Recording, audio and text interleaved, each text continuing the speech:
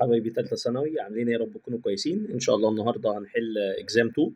بعد اذنك عايزك وانا بحل تبقى انت مركز معايا، مركز في كل تفصيله. تكون يا ريت ان انت حلل الامتحان قبل ما تشوف، تمام؟ عشان تتاكد من كل حاجه، تشوف الدنيا دي. هعرفك اكتر من طريقه، طب طريقه ازاي ننط من فوق السور، طب طريقه ازاي ديتيل ازاي نحلها، وهكذا. فركز معايا وان شاء الله كل حاجه هتتظبط. اول سؤال بيقول لك for equal resistor are connected together and shown in the figure. So the correct arrangement for figure from least equivalent resistance. طيب تمام to the highest، يعني هو عايز من الصغير لمين؟ للكبير. طيب خليك كده رايق، عندنا طريقتين حل. اول طريقه ان احنا نعوض بارقام ونفترض الار ب1، حلو. وفي طريقه تاني عايزك رايق كده وانت بتعملها. ايه؟ المستر قال لنا دائما في السيريس الار اكبر من اكبر ار، وفي البارلل الار اصغر من اصغر ار. لو تاخد بالك نمبر 2 دي سيريس، صح؟ فاولا كده دي اكبر ار ايكويفالنت، صح؟ طيب دي يا مستر شويه بارل مع سيريس، شويه بارل مع سيريس. طب دي هنا سيريس مع واحده بارل، في الحاله دي الار هتكون اصغر من اصغر ار، صح؟ يبقى اكيد يا مستر دي اصغر ار ايه؟ ايكويفالنت. طيب تعالى كده ممكن نبص على طول في الاختيارات، هل في 4 اصغر حاجه و2 اكبر حاجه؟ تمام؟ لو في كذا اختيار ساعتها لازم نرتب الباقي. طب افرض في اختيار واحد بس، خلاص هو ده اللي هنختاره. يعني مثلا اهو فين اصغر واحد هنا؟ بص واخد بالك؟ 4 اصغر واحد هنا، بس هل 2 اكبر واحد؟ لا، يبقى دي غلط. اهو فين تاني؟ 4 اصغر واحد و2 اكبر واحد، ايه ده حرفيا ما فيش غيرها. يبقى انت كده عرفت ازاي تشتغل سمارت ورك. طب لا يا مستر معلش، انا عايز اضمن وانا بخاف من الحركه دي. تعالى بقى يا معلم ازاي نحسب اهو. يلا يا مستر، لو ده 1 1 1 نفس الرقم يبقى الرقم على العدد 1 على 3 زائد سيريس مع 1، صح؟ تطلع 1.33 اوم. طيب الثانيه 1 1 1 اوم سيريس تبقى كام؟ الار ايكوفرنت بكام؟ 4 اوم. طيب اللي بعده هنا 1 1 سيريس، صح؟ تبقى 2 مع ال 1 بارلل، يبقى 2 تايمز 1 على 2 بلس 1 اللي هي كام؟ 2 اوفر 3، صح؟ اللي هو 0.66 بلس 1 اللي هو السيريس ده تطلع 1.66. طيب اخر واحد دول يا مستر الكهرباء ماشيه هتتقسم هنا، دول مع بعض سيريس 3 اوم، وتحت بارلل ليها 1 اوم، تبقى الار ايكوفالنت 3 تايمز 1 على 3 بلس 1 تطلع 3 على كام؟ 4 اللي هي 0.75، صح كده؟ فاكبر واحد 4، بعد كده 3، بعد كده 1، بعد كده اخر واحد مين؟ 4. بعد كده اخر واحد، انا اسف، اكبر واحد 2، بعد كده 3، بعد كده 1، بعد كده 4 اصغر واحد فيهم. في الحاله دي الاجابه رقم سي. اللي بعده السؤال بيقول لك ايه؟ In the figure the ratio between I1 and I2. بعد اذنك ما حدش مغفل على طول يطلع يجري يقول لي I equal يعني الاي عكس الار على طول. ليه؟ اتقل يا بابا، القانون الاي مش عكس الار بس، ده الاي ايكوال في على ار. امتى تقول الاي عكس الار؟ بس لما تتاكد ان الفي كونستنت. فاول حاجه بعد اذنك تتاكد ان الفي كونستنت. ليه؟ ممكن في السؤال ده يقول لك ده دي 2 في ودي في واحده. في الحاله دي هنقول ايه؟ لا يا مستر، الاي مع الفي وعكس الار، يعني اي 1 في 1 بس ار 2، واي 2 في 2 بس ار 1، صح ولا غلط؟ بس لحسن الحظ هنا ان ايه؟ ان البطاريه دي قد دي بالظبط، صح؟ بص يا مستر والله دي في ودي في، تمام؟ ففي الحاله دي على طول ممكن نقول اي 1 ايكوال ار 2 واي 2 ايكوال ار 1. على بقى مستر نعوض، يلا. وخلي بالك اي مين ايكوال في بي على الار ايكوفرنت زائد ار انترنال، او ممكن على طول نقول ار توتال. ما الار توتال هي الار ايكوفرنت بلس ار سمول. يلا يا مستر، سيركت 2 عندي 5 وعندي ار بواحد يبقى كام؟ 6. طب وهنا 10 وفي واحد يبقى 11، صح؟ يبقى 6 اوفر 11. اللي بعده كيرشوف. وي كان ابلاي كيرشوف فيرست لو ات بوينت اكس. يلا يا مستر تعالى كده نشوف. كيرشوف فيرست لو بيقول لنا سم الاي بزيرو او اللي داخل ايكوال اللي خارج. يلا تعالى يا مستر نشوف. اي 3 اهي داخل، اي 4 داخل، اي 1 داخل، صح؟ واي 5 خارج واي 2 خارج. يبقى اقول له اي 1 بلس اي 3 بلس اي 4 ايكوال اي 2 بلس اي 5، صح ولا غلط؟ تمام. طيب بس خلي بالك يا مستر، انا عايز في الاخر كل اجابتي ايكوال زيرو، يبقى دخل اي 2 وهدخل اي 5 بالنيجاتيف، تمام؟ يبقى فين يا عمي اي 2 اي 5 بالنيجاتيف او العكس؟ تمام، هو المره دي ايه؟ او ندخل دول كلهم نيجاتيف ونسيب دول بوزيتيف. في الحاله دي هتلاقي الاجابه بي. اللي بعده عايز الايكوفالنت ريزيستنس بين اي اند بي. طيب واحده واحده كده. كهرباء يا ماشي هنا، لا الطريق فيه مشاكل وطريق فيه مشاكل وطريق فاضي، دائما هتمشي في الفاضي ودول هيتلغوا. بعد كده اتقسمت هنا وهنا، دول كده بارل ولا سيريس؟ بارل، نفس الرقم، يبقى الرقم على العدد تطلع الاجابه 5 اوم، يبقى الاجابه 5 اوم. اللي بعده in the opposite circuit the value of electric current I3. اوبا بص كده مستر، انا عندي اكتر من بطاريه كل واحده في فرع، يبقى اطلع اجري اقول ده مين على طول، اقول ده كيرشوف. طيب تعالى كده نحل واحده واحده. اول حاجه هنحط سهم من النيجاتيف للبوزيتيف، سهم البطاريه. تاني حاجه افتي في الكرنت لو مش فاتي، ده الراجل محترم اهو قال لي ان ده اسمه اي 2 وقال لي ان دي اسمها اي 1 ودي اللي اسمها اي 3. طيب تالت حاجه افتي في اللوب، هفتي ايه في اللوب اهو اهو اهو اهو براحتي، وهنا هفتي في اللوب اهو، انا بحب دايما امشي مع البطاريه براحتي. حد واخد باله من حاجه نوت انا كنت قايله مهم جدا؟ اشكر ربنا لو لقيت سلك ما فيهوش ار انترنال وما فيهوش ار. حد واخد باله يا جماعه ان السلك ده كده اهو اللي انا لسه معلم عليه ده في ار انترنال؟ لا. طب في ار عاديه؟ لا. دي مصلحه دي ولا مش مصلحه؟ مصلحه. ليه؟ مش يا بابا كي في ال بنقول مجموع البطاريات ايكوال اي في الار؟ طب ما في الحاله دي الاي في اي اي في زيرو بكام؟ بزيرو، فحرفيا الفرع ده تمام هيعرف يجيب لنا الباقي. طيب تعالى بس نكمل باقي الستبس. ثالث حاجه حدد النود، فين النود عندي؟ ها مستر وهي. رابع حاجه جمع الار جنب كل اي. بص يا مستر، اي 1 ده اي 2 ده ماشي من هنا لحد هنا، عدى على كام؟ عدى على 8، اكتب جنبه كده 8.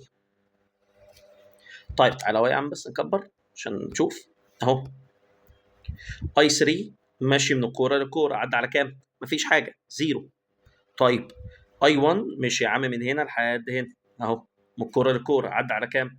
عدى على 10، اكتب جنبه هنا كام؟ 10. تمام كده. طيب تعالى بقى، هو عايز مين؟ عايز اي 3. واحده واحده كده. اولا كي سي ال كي في ال، يلا يا مستر.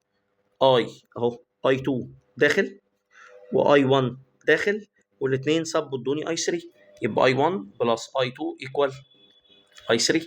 طيب تعالى بقى نستغل لوب 1.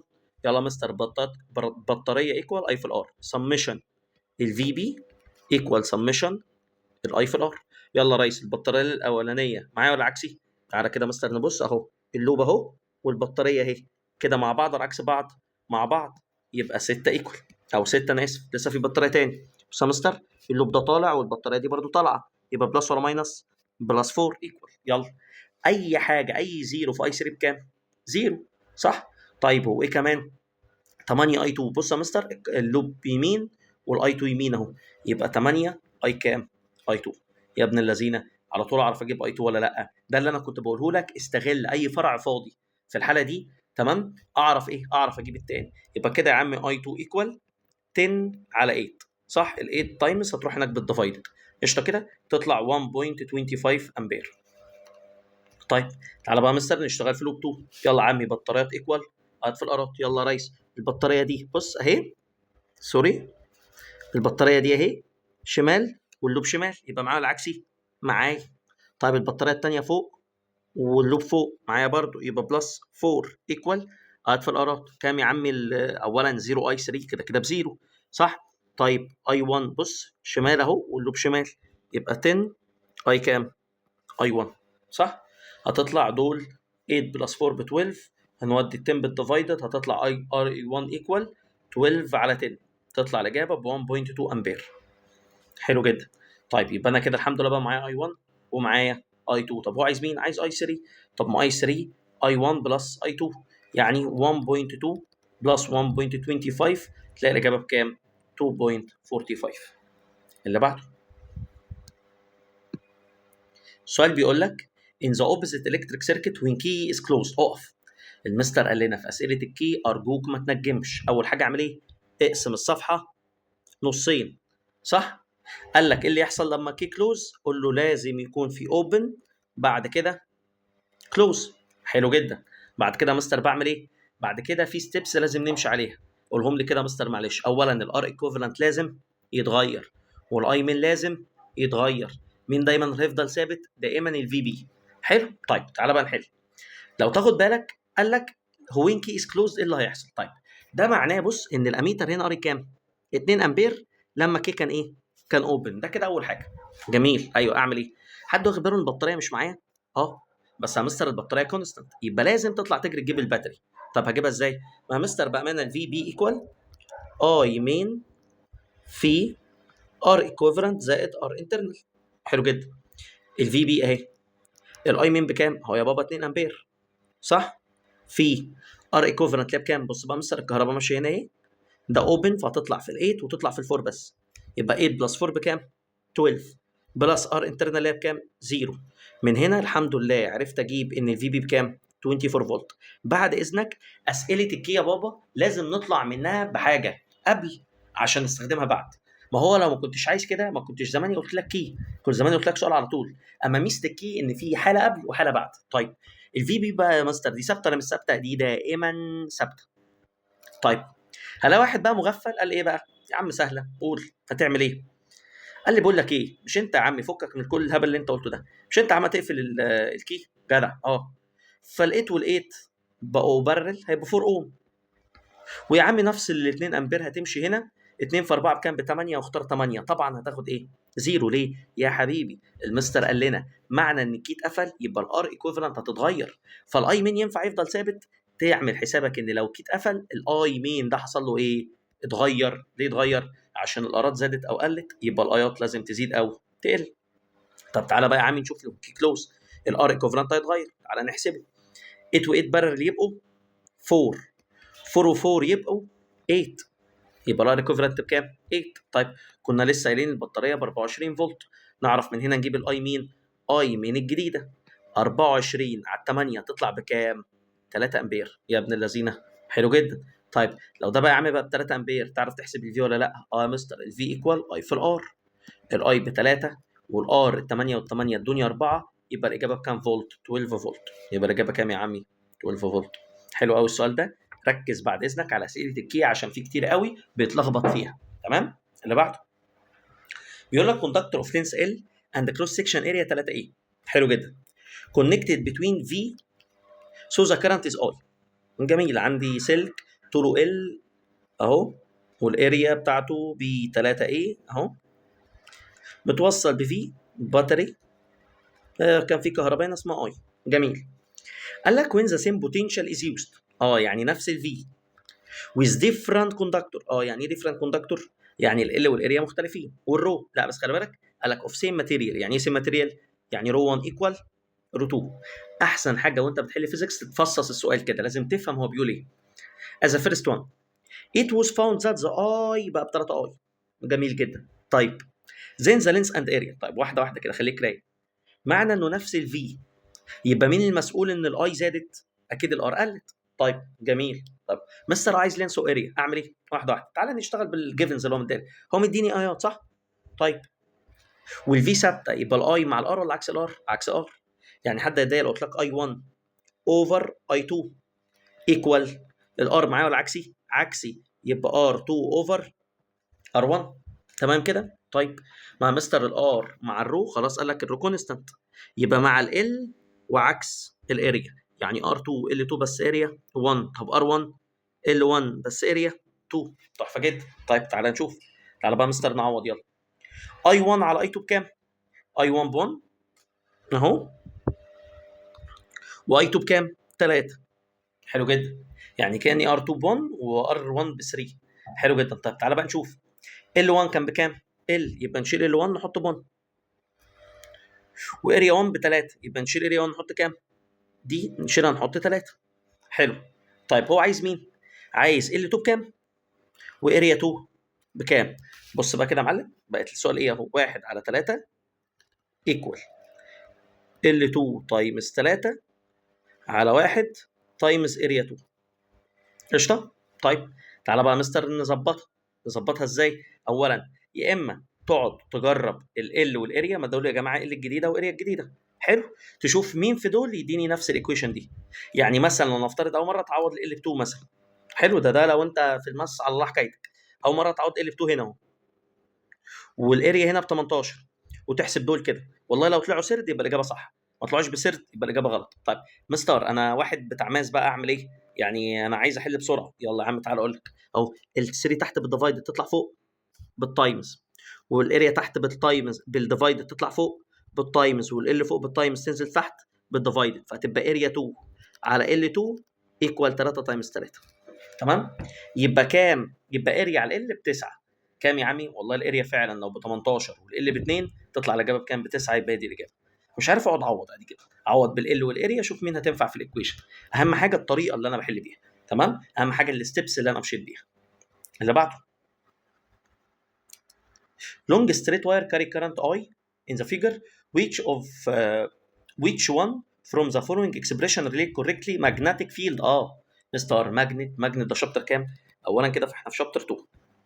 لازم وانت بتحل تعرف انا في انهي شابتر عشان دماغي تروح في انهي قوانين، تمام؟ فدايما اي حاجه ليها علاقه بالباتري، اي في بي، بطاريتين، بطاريه، الكلام ده كله شابتر 1.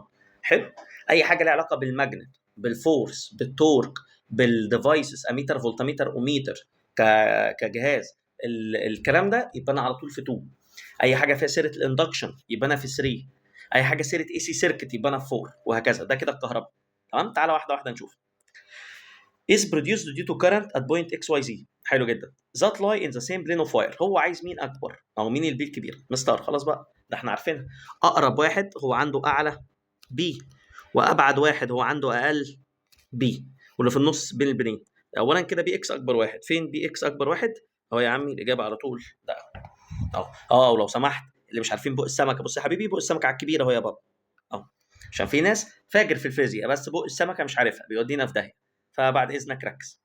اللي بعده four metallic circular ring of different radii carry equal current intensity. حلو جدا. so the smallest magnetic flux density اقل بي. طيب مستر ده المره دي كويل. يلا مستر تعالى نكتب بي كويل منير ميو ان اي على 2 ار، صح؟ اولا هنا كده لو تاخد بالك كلهم نفس الاي اهو، صح؟ ماشي.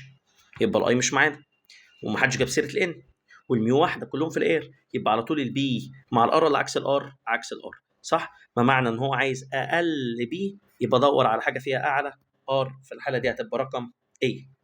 اللي بعده straight wire was wound in a form of circular coil of n turn. حلو. and current I was set up in it. جميل. it is eddy يا ابن الذين reform. مستر قال لنا لو قال لك ريفورم ريوند، صح كده ولا لا؟ تمام. ريشيب قال لك السلك كان موجود وبعد كده كان اتلف وبعد كده هيتلف تاني، ما معنى الكلام؟ في الحاله دي يا بابا لو الان زادت الراديوس بيقل، طب الان قلت الراديوس بيزيد. في الحاله دي قلنا القانون على طول اهو، بي 1 اوفر بي 2 ايكوال ان اي سكوير اوفر ان 2 سكوير. قبل ما اكمل باقي قرايه السؤال، ليه انا بعمل كده؟ بفكر نفسي ان في ايه في القصه؟ في سكوير في القصه. طيب حلو جدا. قال لك سو نمبر اوف تيرن بيكام ايه؟ ان اوفر 4. يا ابن الذين بدل ان 2 and same current is set up on init. حلو. ذا magnetic flux density will be. طب مستر magnetic flux density وعايز القديم ولا الجديد؟ الجديد اللي هو بي 1 ولا بي 2؟ دائما بي 2 يلا. طب ما هو في الاول تمام هو قد ايه بقى من القديم؟ يعني كام بي اهو. طيب ان 1 بكام؟ 1 سكوير. ان 2 بكام؟ 1 اوفر 4 اول سكوير، صح ولا غلط؟ هتطلع كام بقى يا معلم؟ بي 1 اوفر بي 2 ايكوال 16. يبقى بي 2 اوفر بي 1 بكام؟ 1 على ال 16. تمام. ففي الحاله دي دايما كده عشان ما تلخبطش نفسك، عايز تبدا على طول ابدا بالجديد.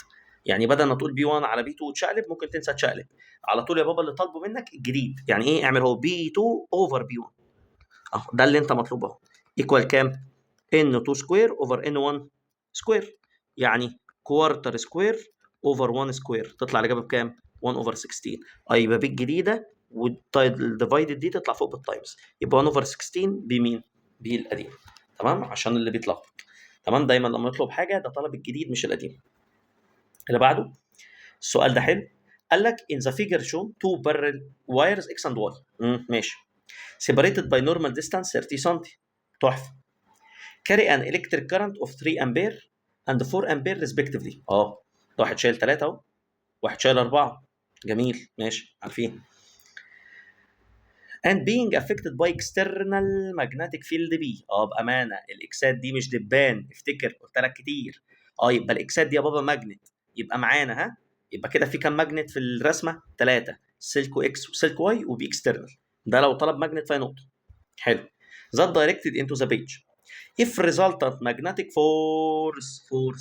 مستر قال لنا فورس بنعمل ايه؟ افتكر كده، تسمع سيره الفورس، ال كومن، الاي بتاعتي، بي بتاعت اللي بره، بير يونت لينس. يا ابن الذين، يعني ال بكام؟ 1. هو كمان بيقول لك اف على ال. حلو. اوف فورس اون واير اكس از كذا يا ابن الايه زين ذا فاليو اوف بي. بسيطه يا مستر. انا لو مش عارف ابدا منين افتكر قانون الفورس. في قانون الفورس بل او لب، اهم حاجه ال كومن اي بتاعتي بي بتاعت لبره. طيب مستر ما كده كده قال لك اف على ال، يبقى كده كده فكك من ال. طيب هو عايز فورس مين؟ قال لك فورس اكس. المستر قال لنا الاي بتاعتي يعني ايه بتاعتي؟ يعني اي مين؟ اي اكس، بس بي بتاعت مين؟ اللي بره، بي اكسترنال. تعالى بقى مستر نشوف سلك اكس ده متاثر بكام ماجنت. يا ابن اللذينه، في البي الخارجيه دي اللي هو الاكسات اللي داخله، واكيد السلك اللي جنبي. تعالى بقى نشوف اللي جنبي. والله يا مستر الكهرباء لو طالعه يلا امبير رايت هاند رول، يبقى يميني داخل. لا يا مستر هو شماله، يبقى شماله خارج، ونكتب على دي بي واي. طيب هنا بقى اصبح عندي مشكله ايه؟ ان البي واي خارج والبي اكسترنال داخل. ففي الحاله دي انا عندي كام احتمال؟ احتماليتين للاجابه. يا اما بي اقوى الاكسترنال، ففي الحاله دي هنقول بي اكسترنال ماينس بي واي، يا اما البي واي اقوى فهنقول بي واي ماينس بي اكسترنال. صح؟ طيب تعالى يا عم نجرب اي حاجه.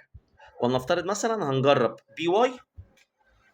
اولا لما في بلس وماينس افتح براكت، ماينس بي اكسترنال اللي هي اسمها بي. طيب تعالى نشوف. فورس الاكس على ال بكام؟ 2 تايمز 10 باور نيجاتيف 5. الاي اكس، اي اكس بكام؟ اهو اي بتاعتي 3 امبير. بي بقى واي. تعالى كده مستر افتح براكت. ايه قانون البي بتاع الواير؟ 2 تايمز 10 باور نيجاتيف 7. اي الواي بكام؟ اهو 4. والمسافه يا مستر من هنا لحد هنا 30 سم، يبقى 30 تايمز 10 باور نيجاتيف 2 ماينس البي. اقفل البراكت. حد واخد باله من حاجه؟ كله معايا ما عدا مين؟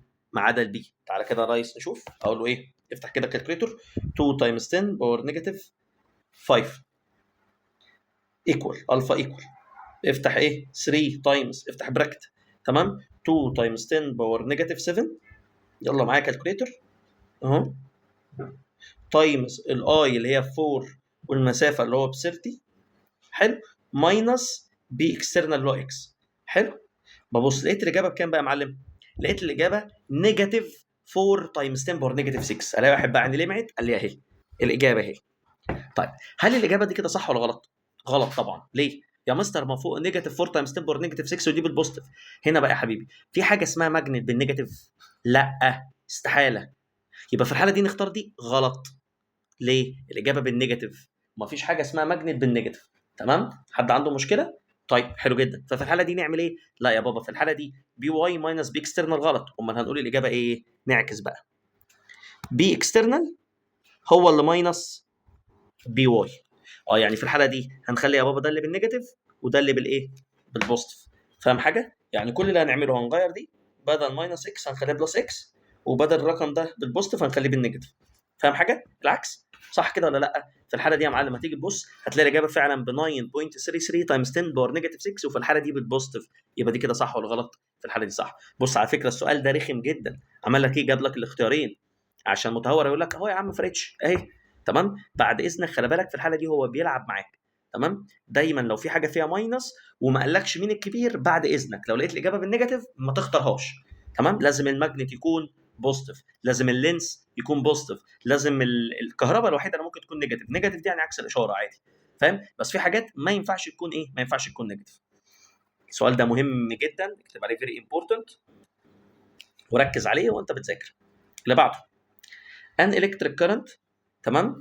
باصص ثرو ا ريكتانجولار كويل whose plane is parallel. بارل. خلي بالك المستر قال لنا انا بخاف من كلمه بارل وسيريس. انا اسف، بارل وبربنديكولار. تمام. في حاجات البارل فيها بزيرو زي الفورس. تمام. زي اي حاجه فيها واير، اي بارل فيها بزيرو.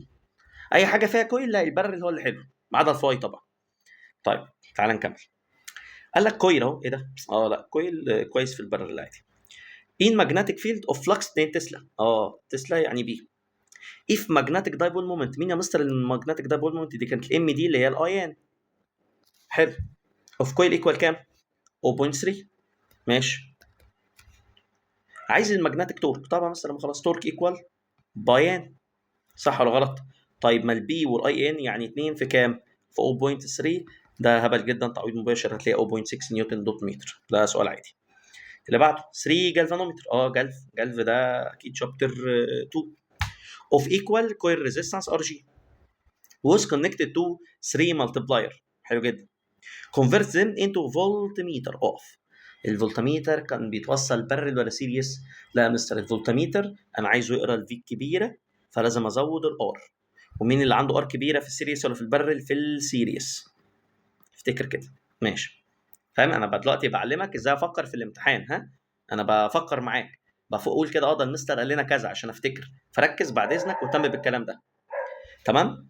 so the correct arrangement for maximum reading of them في اي ولا في بي ولا في سي. طيب مبدئيا كده في حاجه عارفينها، ان دايما الفي دايركتلي مع الار، يعني اللي عنده ار كبيره عنده في كبيره. طيب تعالى كده مستر نبص. اولا دي سيريس، دول بارل والبارل وحش، ودول 3 بارل.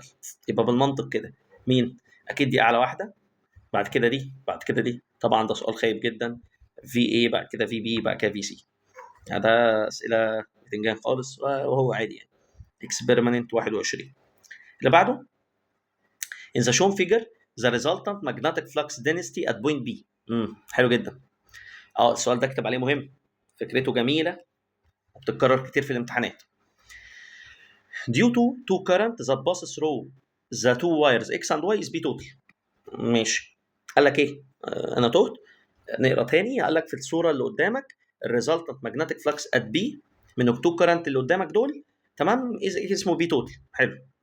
so the direction of the passing current through X is reversed. قال لك the current X is reversed و Y زي ما هو keeping الكرنت Y as it. so the resultant magnetic flux become. طيب حلو جدا. هسألك سؤال. تخيل دلوقتي انا بسألك بقول لك ايه؟ لو انا معايا فلوس اسمها فلوس اسمها اكس، تمام، انت هيبقى معاك كام لو انت فلوسك ضعف فلوسي؟ اول حاجه لازم تسالني ايه؟ يا عم فلوسك دي كام؟ انا معايا، لو انت معاك 100 وانا فلوسي ضعف فلوسك يبقى انا 200. لو انت 50 يبقى انا 100، صح؟ يبقى اول حاجه اياك يقول لك في حاجه اسمها كذا تسيب الكذا دي. لا، ده في تركه السؤال اللي انا عايز اعرف مين هو البي توتال. كام يا ريس البي توتال اللي انت بتقول عليه ده؟ دي كام؟ صح ولا غلط؟ تعالى بقى نجيبها. تمام. يبقى اول حاجه تشوف اللي قاله لك ده، ودي على فكره في اي حاجه ممكن يجيب لك في شابتر 3 يقول لك يا عم ده انا كان عندي كويل الاريا كذا والبي كذا، فعمل اي ام اف اسمه اي ام اف او اسمه اي. تمام. لو غيرت مش عارف مين، قول له ثانيه لازم الاول اجيب الاي ام اف الاولاني دي بكام، صح؟ وبعد كده تشوف الحاله الجديده. هو بقى لك الجديد قد ايه من القديم، تقسم دائما الجديد على القديم. ايوه يا مستر مش فاهم منك حاجه، هنعمل ايه؟ تعالى كده واحده واحده. طيب اولا كمان ده طالب مني ريشيو. في ميزه في الريشيو ايه؟ اي كونستانت في كيسلو. يعني مثلا مش دول يا بابا واير، ايه قانون البي واير؟ 2 تايمز 10 باور نيجاتيف 7 اي اوفر ديستانت، او ميو اي على 2 باي دي. الميو على 2 باي على فكره هي 2 تايمز 10 باور نيجاتيف 7. حبيبي مش كل دول كونستانت؟ ايوه. يعني الميو ممكن تتشطب و2 باي تتشطب، فاهم؟ عشان هتبقى ريشيو في الاخر، فاهم؟ ففي الحاله دي ما تقعدش توجع دماغك. طيب تعالى كده يا مستر قول لي اعمل ايه. اول حاجه تعالى نشوف الاشارات. لو الكهرباء نازله يبقى داخل وشمالي خارج اهو. لو هنا طالعه يميني داخل وشمالي خارج، صح؟ يبقى هنا نيجاتيف في النص بوزيتيف في الاخر نيجاتيف. لا يا مستر احنا على طول حافظينها لما يكونوا عكس بعض النيجاتيف بوزيتيف نيجاتيف، لما بيكونوا مع بعض تمام اهو. يا مستر مش دول اساسا واحد نازل واحد طالع؟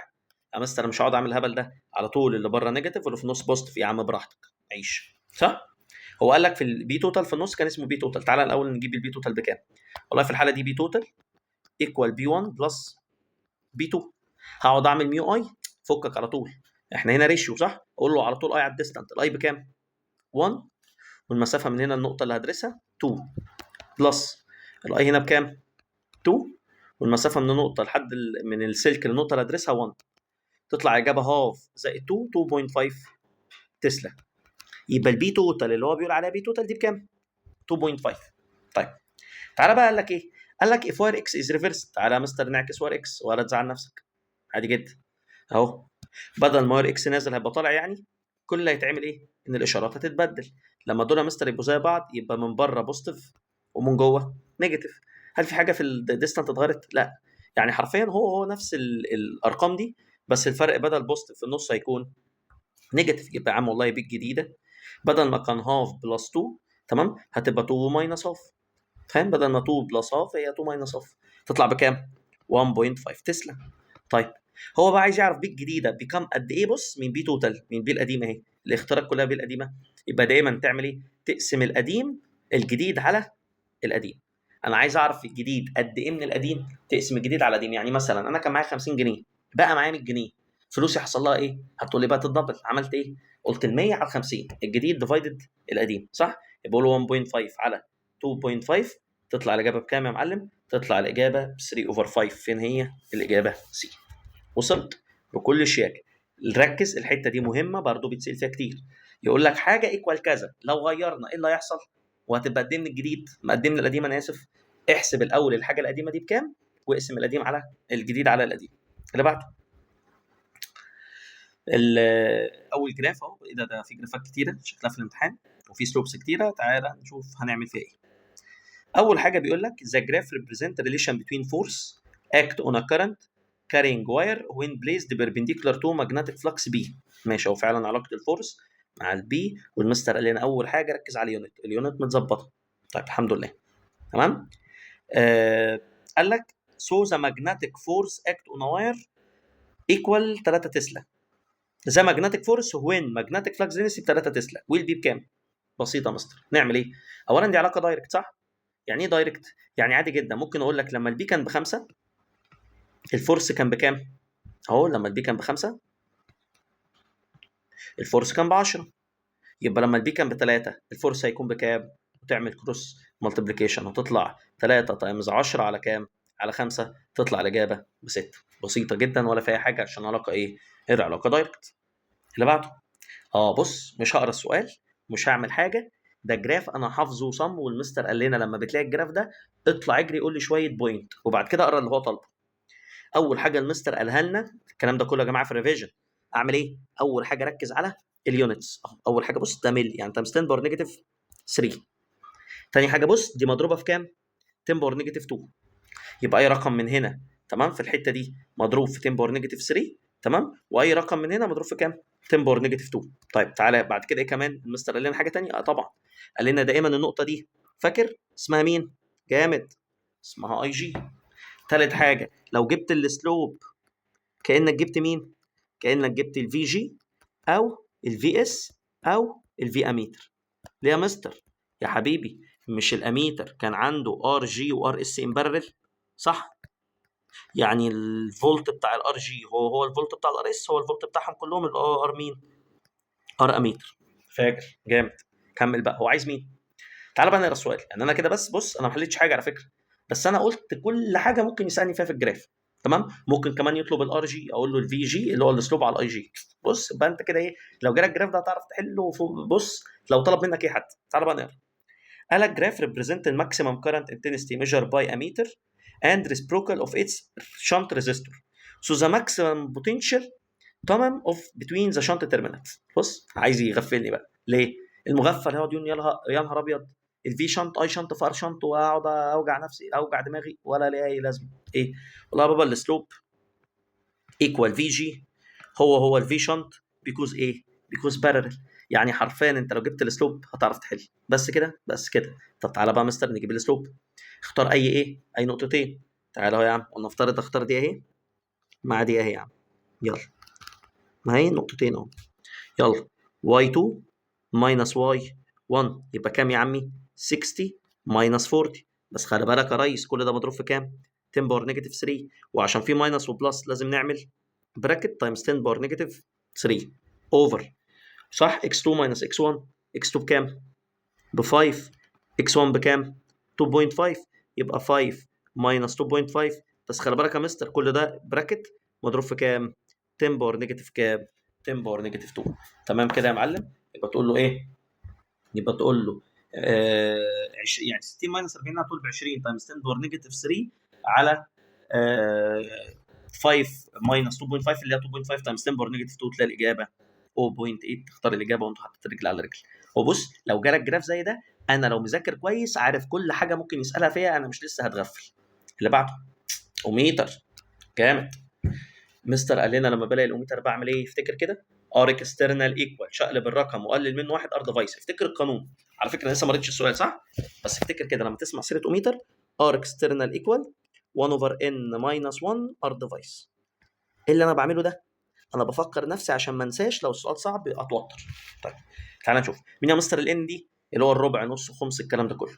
تعال بقى نقرا السؤال. ان اوميتر كونتين جالف. حلو. ذات جيف فول سكيل ديفليكشن اي جي اللي هي الاي ماكسيموم دي. وين ان اكسترنال ريزيستور يا ابن الذين الاكسترنال ها كام 12 كي يبقى 12000 connected between its test terminal the passing current become 1/5. ما عرفتكش انا كده خلاص. ايه على طول من غير ما تفكر ار اكسترنال ايكوال صح شقلب الرقم يعني 1/5 تبقى كام 5 نقص منه 1 كل ده مضروب في مين ار ديفايس يعني ايه يعني 12000 اهو كده 12000 ايكوال 4 ار ديفايس صح ال4 تروح بالديفايدد تطلع على طول الار ديفايس بكام 3000 اوم. شكرا. ده انا ما كملتش حتى باقي السؤال بس على طول بص لحد هنا كده في جيفن على طول جيبه عشان ما تتوترش او ما تخافش تنسى. قال لك if a resistor of 1.5 كيلو اوم تمام is connected مستر هو مين ده الار جي ولا الار ديفايس ولا الار اكسترنال ولا ايه ده يا بابا؟ قال لك حاجه هتتركب يبقى دي بتاعت الديفايس ولا دي اكسترنال؟ تسمع يا بابا سيره الريزيستنس هيتركب يبقى على طول ده ايه؟ ار اكسترنال. امال اللي فوق ده مين؟ ار اكسترنال برضه عادي ار الجديده. هو انا يا جماعه الجهاز ده مش هقيس بيه قياس واحد يعني وانا ممكن اقيس بيه ار 1 بعد كده اقيس بيه ار 2 بعد كده اقيس بيه ار 3 صح؟ يبقى دي ار اكسترنال جديده. تمام؟ ذا باسز كونكتد تو تيست تيرمينال. تمام؟ هو عايز ايه؟ تمام؟ اهو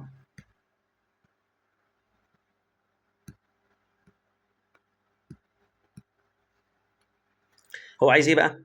تمام؟ هو عايز كرنت بيكام كام؟ طيب عادي يا مستر ايه؟ مش يا مستر في ار اكسترنال جديده يبقى نكتب القانون مره تاني. اكتب يا عم القانون مره تاني هتقول ايه؟ تقول ار اكسترنال الجديده ايكوال 1 اوفر ان الجديده ماينس 1 ار ديفايس بس دائما الار ديفايس كونستانت والفي بي دائما كونستانت. يلا يا باشا الار اكسترنال الجديده بكام؟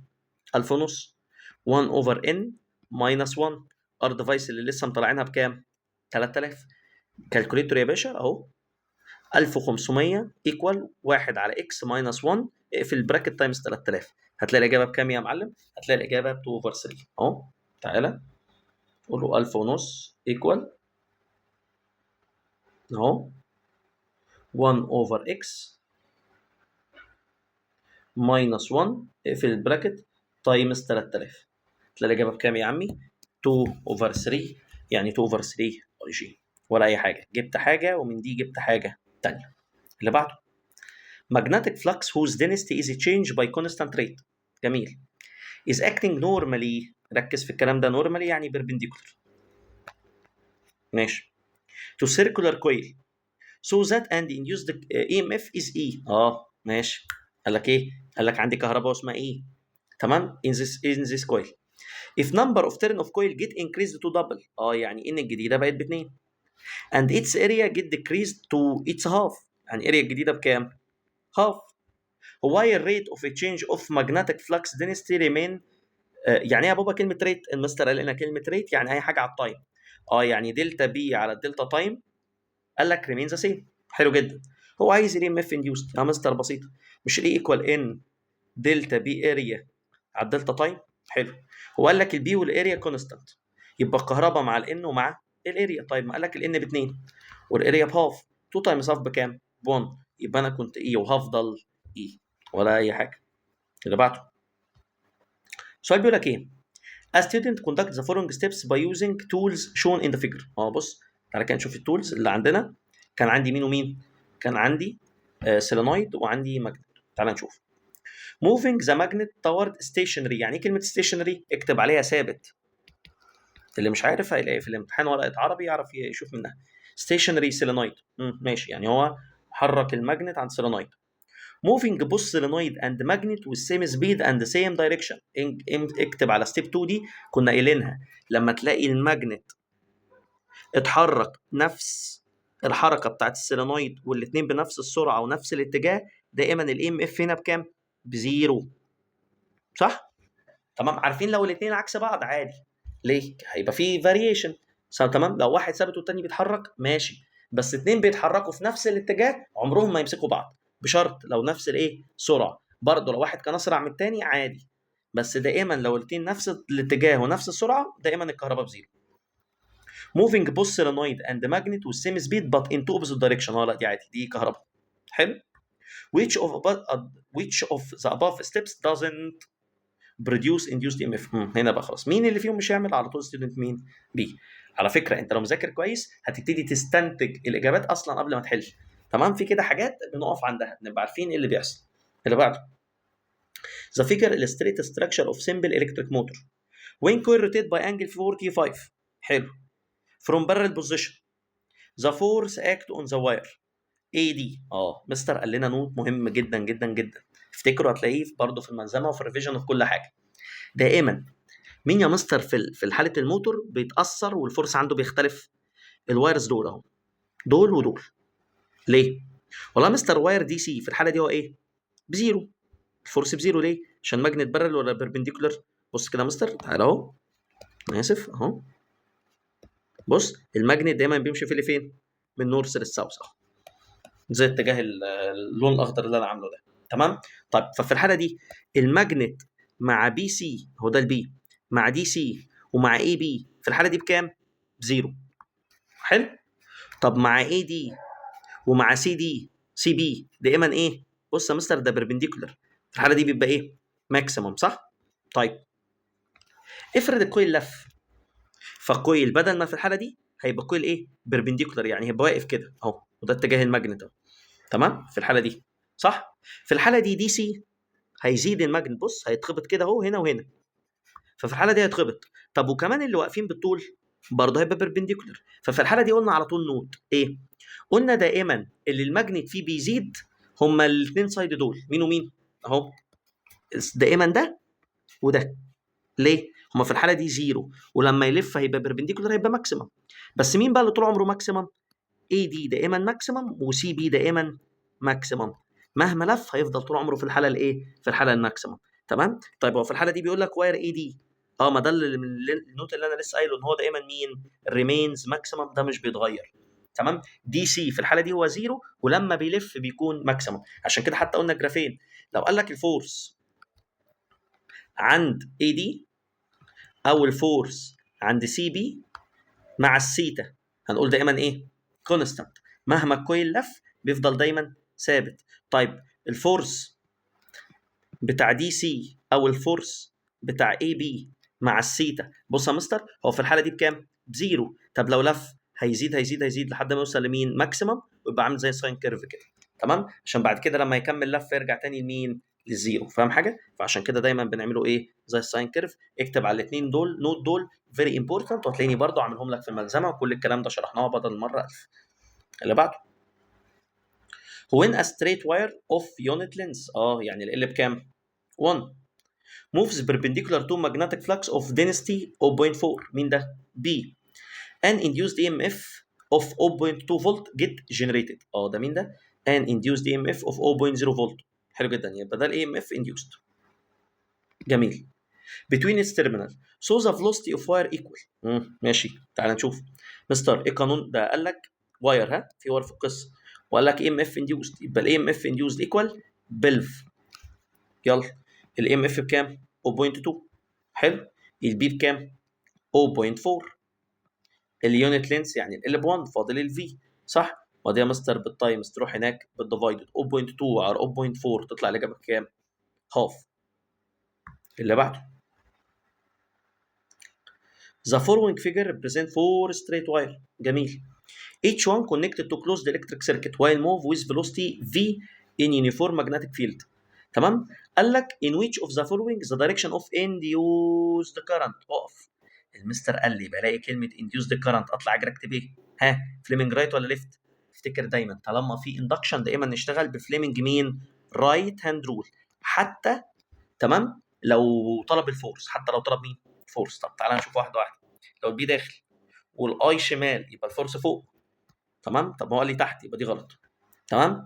وبص على طول اهي، لو البي داخل اهو والفورس شمال والاي شمال الفورس فوق، على طول الاجابه مين؟ سي. من غير ما تفكر، هو عملتها من اول واحده قال لي الفورس فوق، ولقيت واحده شبهه شبه اللي انا عايزها، خلاص يبقى على طول تختارها، ما تقعدش تحرق كتير. اللي بعده ان سمبل الكتريك جنريتور. مستر اقف كده، مين هو الجنريتور ده؟ افتكر الجنريتور ده يعني داينامو. حلو جدا. لايت از ان الكتريك لامب اوف باور. باور مع داينامو. المستر قال لنا نوت مهم، تسمع سيره باور مع داينامو افتكر ان انا لازم غصب عني وعنك اشتغل بمين؟ افكتيف. بص انا دلوقتي قاعد بعمل لك ايه؟ بعلمك ازاي تفكر ازاي في الامتحان. ده انا لقيت كلمه كذا، المستر قال لي لو لقيت الكلمه دي فكر في الحاجه دي. طيب اند ريزيستنس 30 اوم، حلو جدا. ده اللي ورا هو عايز مين؟ عايز الماكسيمم الكتريك كارنت. يا ابن الذين اكيد هيعمل كده. ليه؟ على طول واحد جميل هو اللي بسيطه، باور ايكوال اي سكوير في الار. جدع يالا. الباور بكام؟ 60. اي سكوير اللي انا عايزها والار بكام؟ 30 صح؟ هتطلع 60 على 30 هتطلع اي سكوير ب 2. يبقى نشيل الباور نحط روت، يبقى نيجاتيف 2 امبير. روت 2 امبير هي موجوده طبعا، هناخد ايه؟ زيرو. ليه يا مستر؟ يا حبيبي اتفقنا في حاجات هو قصده يلعب عليك بكده. ايه بقى؟ انا عارف والله انت جميل على وضعك، جبت ان الاي بروت 2 امبير، بس دي يا حبيبي انهي اي؟ جدع. افتكر المستر لنا لو قال لي باور بجيب الافكتيف، يبقى دي يا بابا انهي اي افكتيف. طب هو يا حبيبي طالب مين؟ ماكسيمم الكتريك كارنت. طب ايه يا مستر قانون الاي ماكسيمم؟ اولا كده الاي افكتيف 1 على روت 2 اي ماكسيمم صح؟ فيا حبيبي لو عايز الاي ماكسيمم يبقى الاي افكتيف وتضربه في مين؟ في الروت 2. يعني الاي ماكسيمم ايكوال روت 2 تايمز الاي افكتيف اللي هو روت مين؟ 2. الروت يطير الروت تطلع الاجابه بمين؟ ب 2 امبير. حد عنده مشكله؟ لو نفس الحاجه يعني لو مثلا روت 3 مضروب في روت 3 يبقى ناخد اللي جوه الروت على طول. تمام؟ عشان كانها سكوير والسكوير هيطير روت. اللي بعده the ratio between number of turn of coil of ideal step up. بص السؤال ده تحفه. ليه بقى؟ قال لي كلمتين تمام، دايما لما بسمعهم باخد بالي من حاجه. هي اولا قال لك كلمه ايديال. يعني ايه يا مستر كلمه ايديال؟ يعني الايتا ب 1. يعني ايه الايتا ب 1؟ يعني الباور اللي داخل قد الباور اللي خارج. ده مبدئيا ده معنى كلمه ايديال صح؟ طيب حلو جدا. قال لك ستيب اب عادي يعني. لا المستر قال لنا لما تلاقي كلمه ستيب اب او ستيب داون دي بامانه مش كلمه عشوائيه. امال قال لك تسمع سيره ترانسفورمر وتسمع سيره ستيب اب او ستيب داون اكتب الحاجات اللي انا قلتها لك. ستيب اب افتكر كده بزود ولا بقلل؟ ستيب اب يا مستر بنزود. طيب وانا لما بزود كهرباء البيت ولا بزود كهرباء الجهاز؟ اكيد الجهاز اللي انا عايز استخدمه. يبقى ستيب اب يعني في سكندري اكبر من في برايمري، فلان سكندري اكبر من ان برايمري، بس الاي سكندري اصغر من الاي برايمري. افتكر دائما الفي زي الان بس الاي عكسهم. حلو. يبقى لي نمبر اوف تيرن اوف ستيب اب از 3 تو 2. بص بقى ابن الصايع هنا عمل ايه؟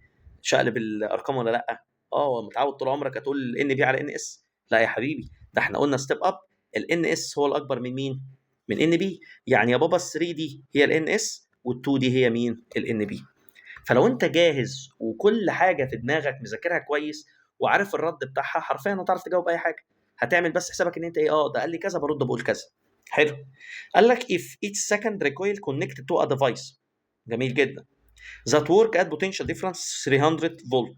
يبقى ده مين ده؟ ده الديفايس هو 300 فولت الجهاز، يبقى ده اكيد الفي secondary. which of the following choices express the correct value of VB وباور secondary على باور primary. حلو جدا. طيب اولا كده قال لي ستيب اب ولا ستيب داون؟ ستيب اب. حلو. يعني اكيد الفولت secondary اعلى من فولت برايمري. تمام. طيب يبقى اكيد الفي برايمري اكبر من 300 ولا اقل؟ اكيد اقل من 300 صح؟ يبقى ينفع اقول 450؟ غلط. ينفع اقول 450؟ غلط. طيب السؤال الثاني هو يا بابا هنا في الايديال ينفع يكون الباور بتاعه هو كمان عايز الباور سكندري على الباور برايمري، ينفع يكون ايديال وفي ريشيو ولا 1 تو 1؟ 1 تو 1 يبقى دي غلط. يبقى على طول الاجابه مين؟ دي من غير اصلا ما احل. طب لا يا مستر حلو الفهلوه بس انا عايز احل بستبس. يلا يا كبير. في بي على في اس ايكوال ان بي على ان اس صح؟ يلا الفي بي دي يا مستر اللي انا محتاجها.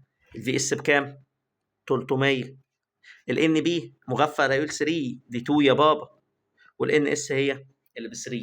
مين اللي ودانا في داهيه لو ما حلتش صح؟ كلمه مين؟ ستيب اب او ستيب داون. وخلي بالك عشان دي من الحاجات اللي قلت لك دي من التريكات اللي دايما هيوقعك فيها. اللي بعده The figure illustrate an experiment so that when magnet is moved towards the coil. حلو. في ماجنت يروح ناحيه الكويل with velocity v from point x to y. بص هو اولا هيروح من بوينت هيمشي بسرعه v من x لمين؟ y. جميل جدا. The pointer of galv deflect to division from 0 to the right. قال لي to the right. طب لما قال لك اشاره في القصه ركز على النورث والساوث والكلام ده ليه؟ ما قال لك اشاره، يعني ليه قال لك يمين؟ يعني في دايركشن في القصه، يبقى اكيد في نورث وساوث واللعب ده ماشي. يبقى اولا كده الجالفا يديني ايه؟ 2 ديفيجن ويمين، البوينتر بقى يمين. حلو جدا. if the experiment is repeated such that the south pole faced to the coil. يا ابن الذين هيعمل ايه؟ بص هيغير. طب خلاص يا مستر، والله لو نورث عمل الديفيجن للرايت او هيعمل البوينتر للرايت يبقى لما ساوث بس خلي بالك ما ممكن يبعد هيدي نفس الاجابه. تعال نشوف. قال لك and its move towards the coil برضه خلاص بقى طالما قال لي نفس الدايركشن بس بدل البولز يبقى كده ايه المره دي البوينتر هيبقى ايه؟ to the left with two velocity. يا ابن الذين، ما معنى ان انا مشيت اسرع يعني في وقت اقل يعني اندكشن اعلى. طب مستر لو الفي عمل 2 ديفيجن يبقى 2 في هيعمل كام؟ اكيد 4 مين؟ ديفيجن. تمام وقال لك برضه فروم اكس تو واي زين ذا بوينتر ايه؟ خلاص بقى معروف مش هو بدل البولز يبقى اولا كده اتجاه البوينتر هيختلف صح؟ طب ومزود السرعه فاكيد برضه الكهرباء هتزيد يبقى يا معلم 4 ديفيجن تو ذا ليفت. حلو السؤال ده. اللي بعده ده جراف بين مين ومين؟ بين الاي ام اف او المستر اللي لنا في الجرافات بعد اذنك ركز على اليونت اهو، ودي دلتا على دلتا تي وامبير على السكند مظبوط. The graph represent relation between EMF in secondary coil and the rate of change of current in primary coil. يبقى ده الكهرباء في الثاني وده ريت ده فيه ميوتوال اندكشن في القصه وانا لما قال لي تاني اولاني. عايز الميوتوال اندكتنس بسيطه يا مستر، ومش قانون اي 2 ايكوال نيجاتيف ام دلتا اي 1 على الدلتا تي صح؟ جميل جدا. هو عايز مين؟ عايز الميوتوال اندكتنس، عايز الام ده يعني. طب خلاص مش انا بابا بص انا معايا ارقام اهي صح؟ انا معايا الكهرباء كان بكام؟ 0.1 والام دي اللي انا عايزها لما الدلتا على الدلتا تي كانت بكام؟ اهو كان ب 2 يا عم تايمز 2. يا جماعه الجمال ده اكتب على السؤال ده بقى فيه تريكه تحفه. يبقى الام هتبقى تطلع بكام؟ 0.1 على 2 تطلع الاجابه بكام؟ اهو اعمل كده 0.1 على 2 تطلع الاجابه ب 0.05 ايه 0.5 فين اهي صح. طبعا احب اعرفك ان سيادتك مغفل وما قريتش كويس. مستر غلطت في ايه؟ 0.05 اهي يا حبيبي. حد واخد باله ان هنا في مين؟ ملي. ايه ده؟ ايوه يعني في ايه يعني؟ ما الاجابه هي صح يا حبيبي. هي ال 0.5 دي ملي هنري ولا هنري كامله؟ ايه ده؟ دي هنري كامله. طب وسيادتك اللي انت عملتها دي هل 0.05 هنري زي 0.05 ملي هنري؟ امال ايه؟ دي كارثه يا حبيبي. تمام. اولا طيب تعالى كده واحده واحده. اولا الاجابه فيها 5 يبقى ينفع فيها 4؟ لا. عارف بقى الكارثه في ايه؟ ان بامانه 0.05 هي 50 ملي هنري. ليه؟ دي 50 تايمز 10 باور نيجاتيف 3 صح؟ فالزيرو هيتشاف في الثلاثه هيبقى 0.05. فحرفيا الاجابه مش هتبقى 0.5 ملي هنري، هي هتبقى 50 ملي هنري. بص بقى هنا بقى قرف بتاع ايه؟ بتاع الامتحانات، ان اللي مش مركز هيعمل حاجه زي دي على طول هيحل صح واتبسط وكل حاجه، بس هل 0.05 هنري زي 0.5 ملي هنري؟ لا. فبعد اذنك بص دي اسئله ايه؟ بص تافه جدا بس حرفيا هيوقع منك الدرجه. تمام. فبعد اذنك خليك مركز في الامتحان. تمام. في الامتحان ناس بتبقى بص اصعب اسئله بيعرفوا يحلوها ويجوا يقعوا في اسئله زي دي. تمام. ان هو بس قله التركيز في الاختيارات. تمام. فبعد اذنك ركز. اللي بعده من الاسئله الجميله. The graph represents the relation between induced EMF تمام in dynamo coil and time. حلو جدا. So the average EMF induced in dynamo coil through time من التايم 0 للتايم 1 over 75 equal كام فولت؟ حلو جدا. قال لك ايه؟ ده جراف. طيب المستر قال لنا في كده كام حاجه بتعملها لما بتلاقي جراف. اول حاجه ده جراف الكهرباء مع التايم. حلو. طيب اول حاجه بتعملها ايه؟ دي بص انا اقول لك النوت وبعد كده نبتدي نحل السؤال. اول حاجه قال لك المستر اطلع اجري جيب الاي ماكسيمم. هتطلع الاي ماكسيمم بكام؟ ب 100. تحفه. تاني حاجه تعرف تجيب الفريكونسي من البريودك تايم. طيب مبدئيا كده هو دي مين يا بابا؟ ربع لفه صح؟ نص لفه انا اسف.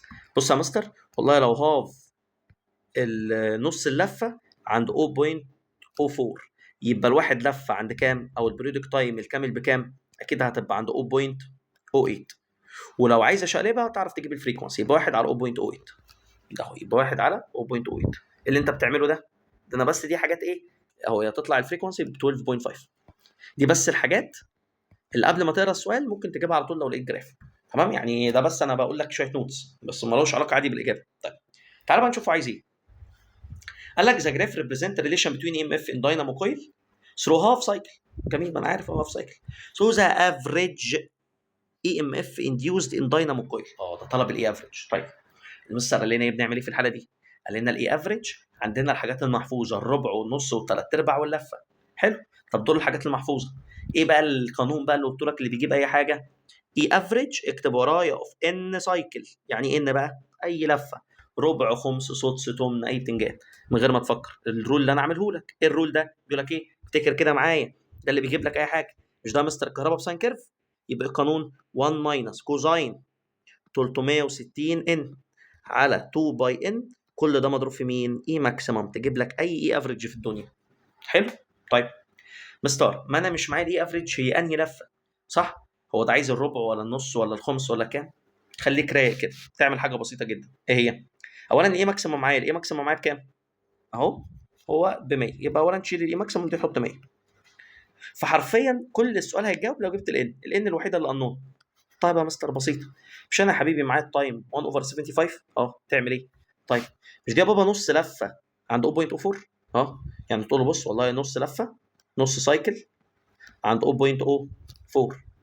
طب انا الان اللي انا عايزه ده عند كام؟ 1 على 75. تعمل كروس مالتيبليكيشن بس كده، بس كده تطلع الان بكام؟ 1 اوفر 6.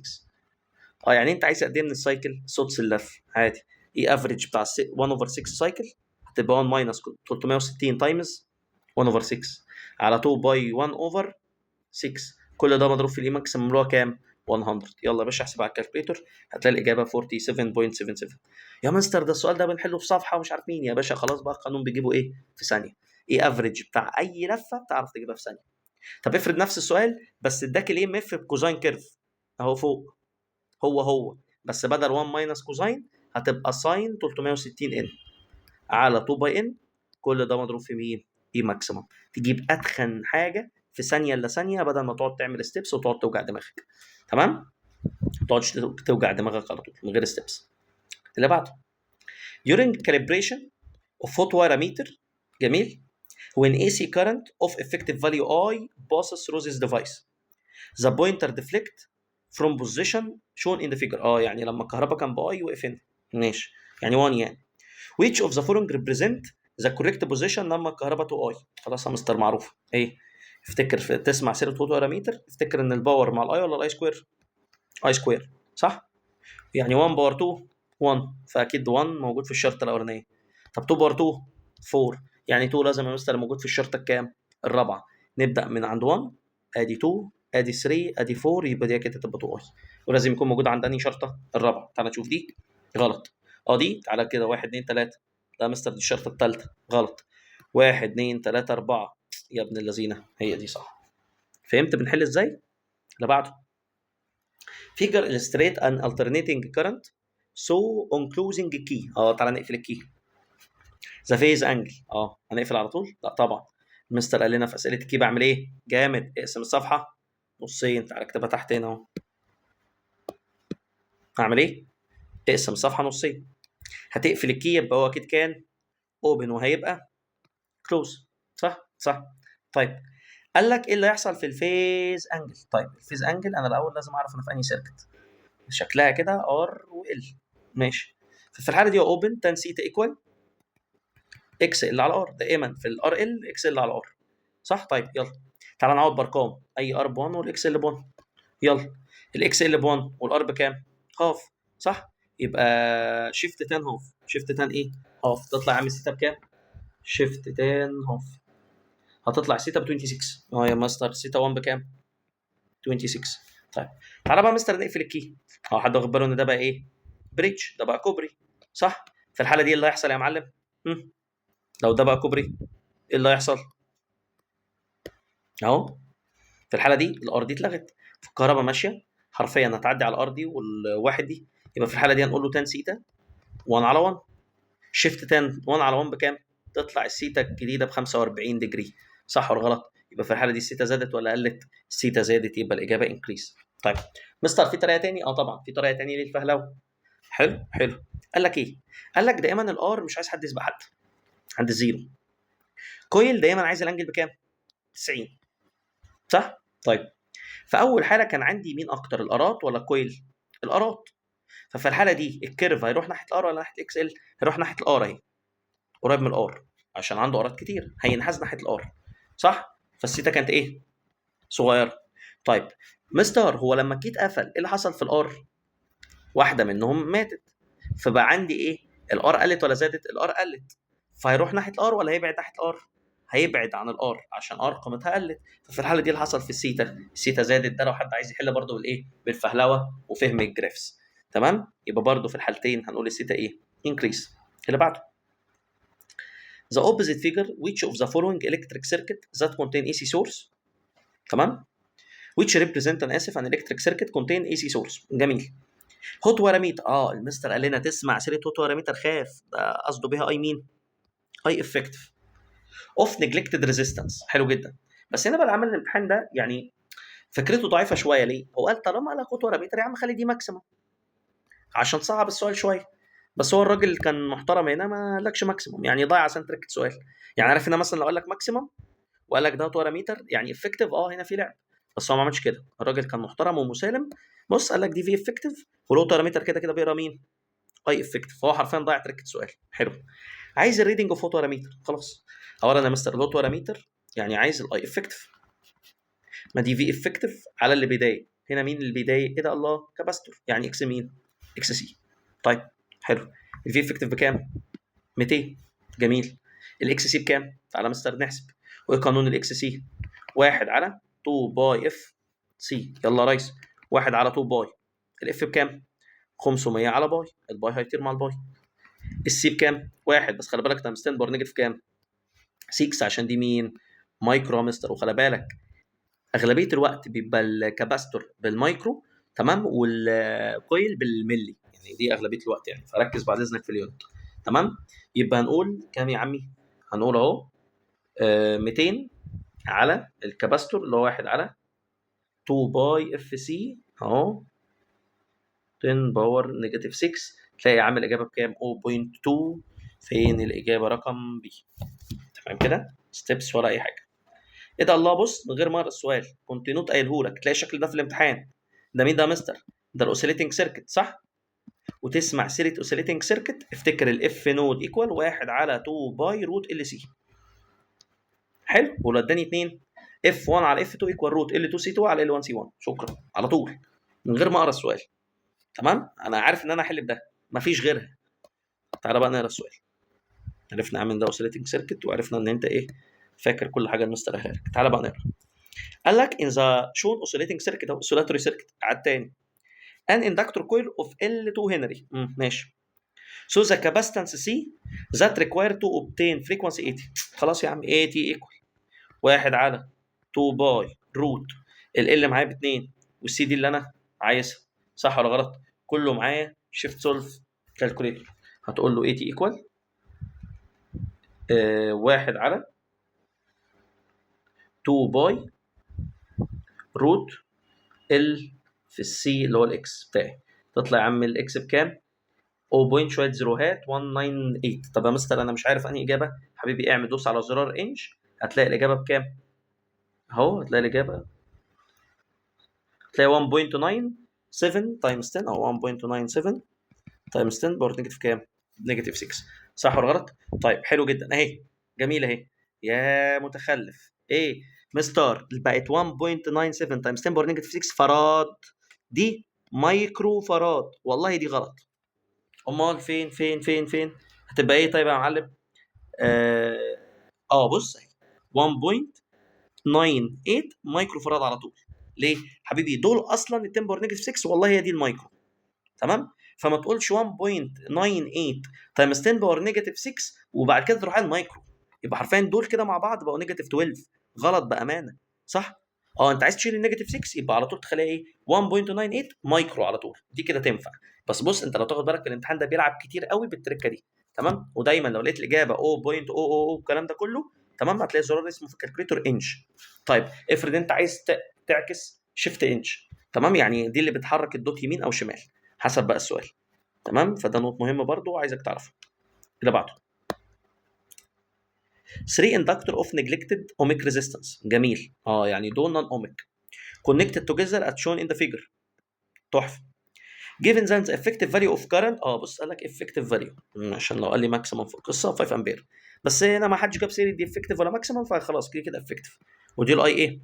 اي effective، شكله ما فيهوش لعب. neglected mutual induction between them. عايز الفاليو اوف ال. طيب واحده واحده كده. انا عندي هنا ال ناقصه صح؟ طيب تعالى الاول نجيب ال من الاكس ال صح؟ طيب هجيب الاكس ال منين؟ يا حبيبي مش معايا الفي ومعايا الاي، تعرف تجيب لي بدايه صح؟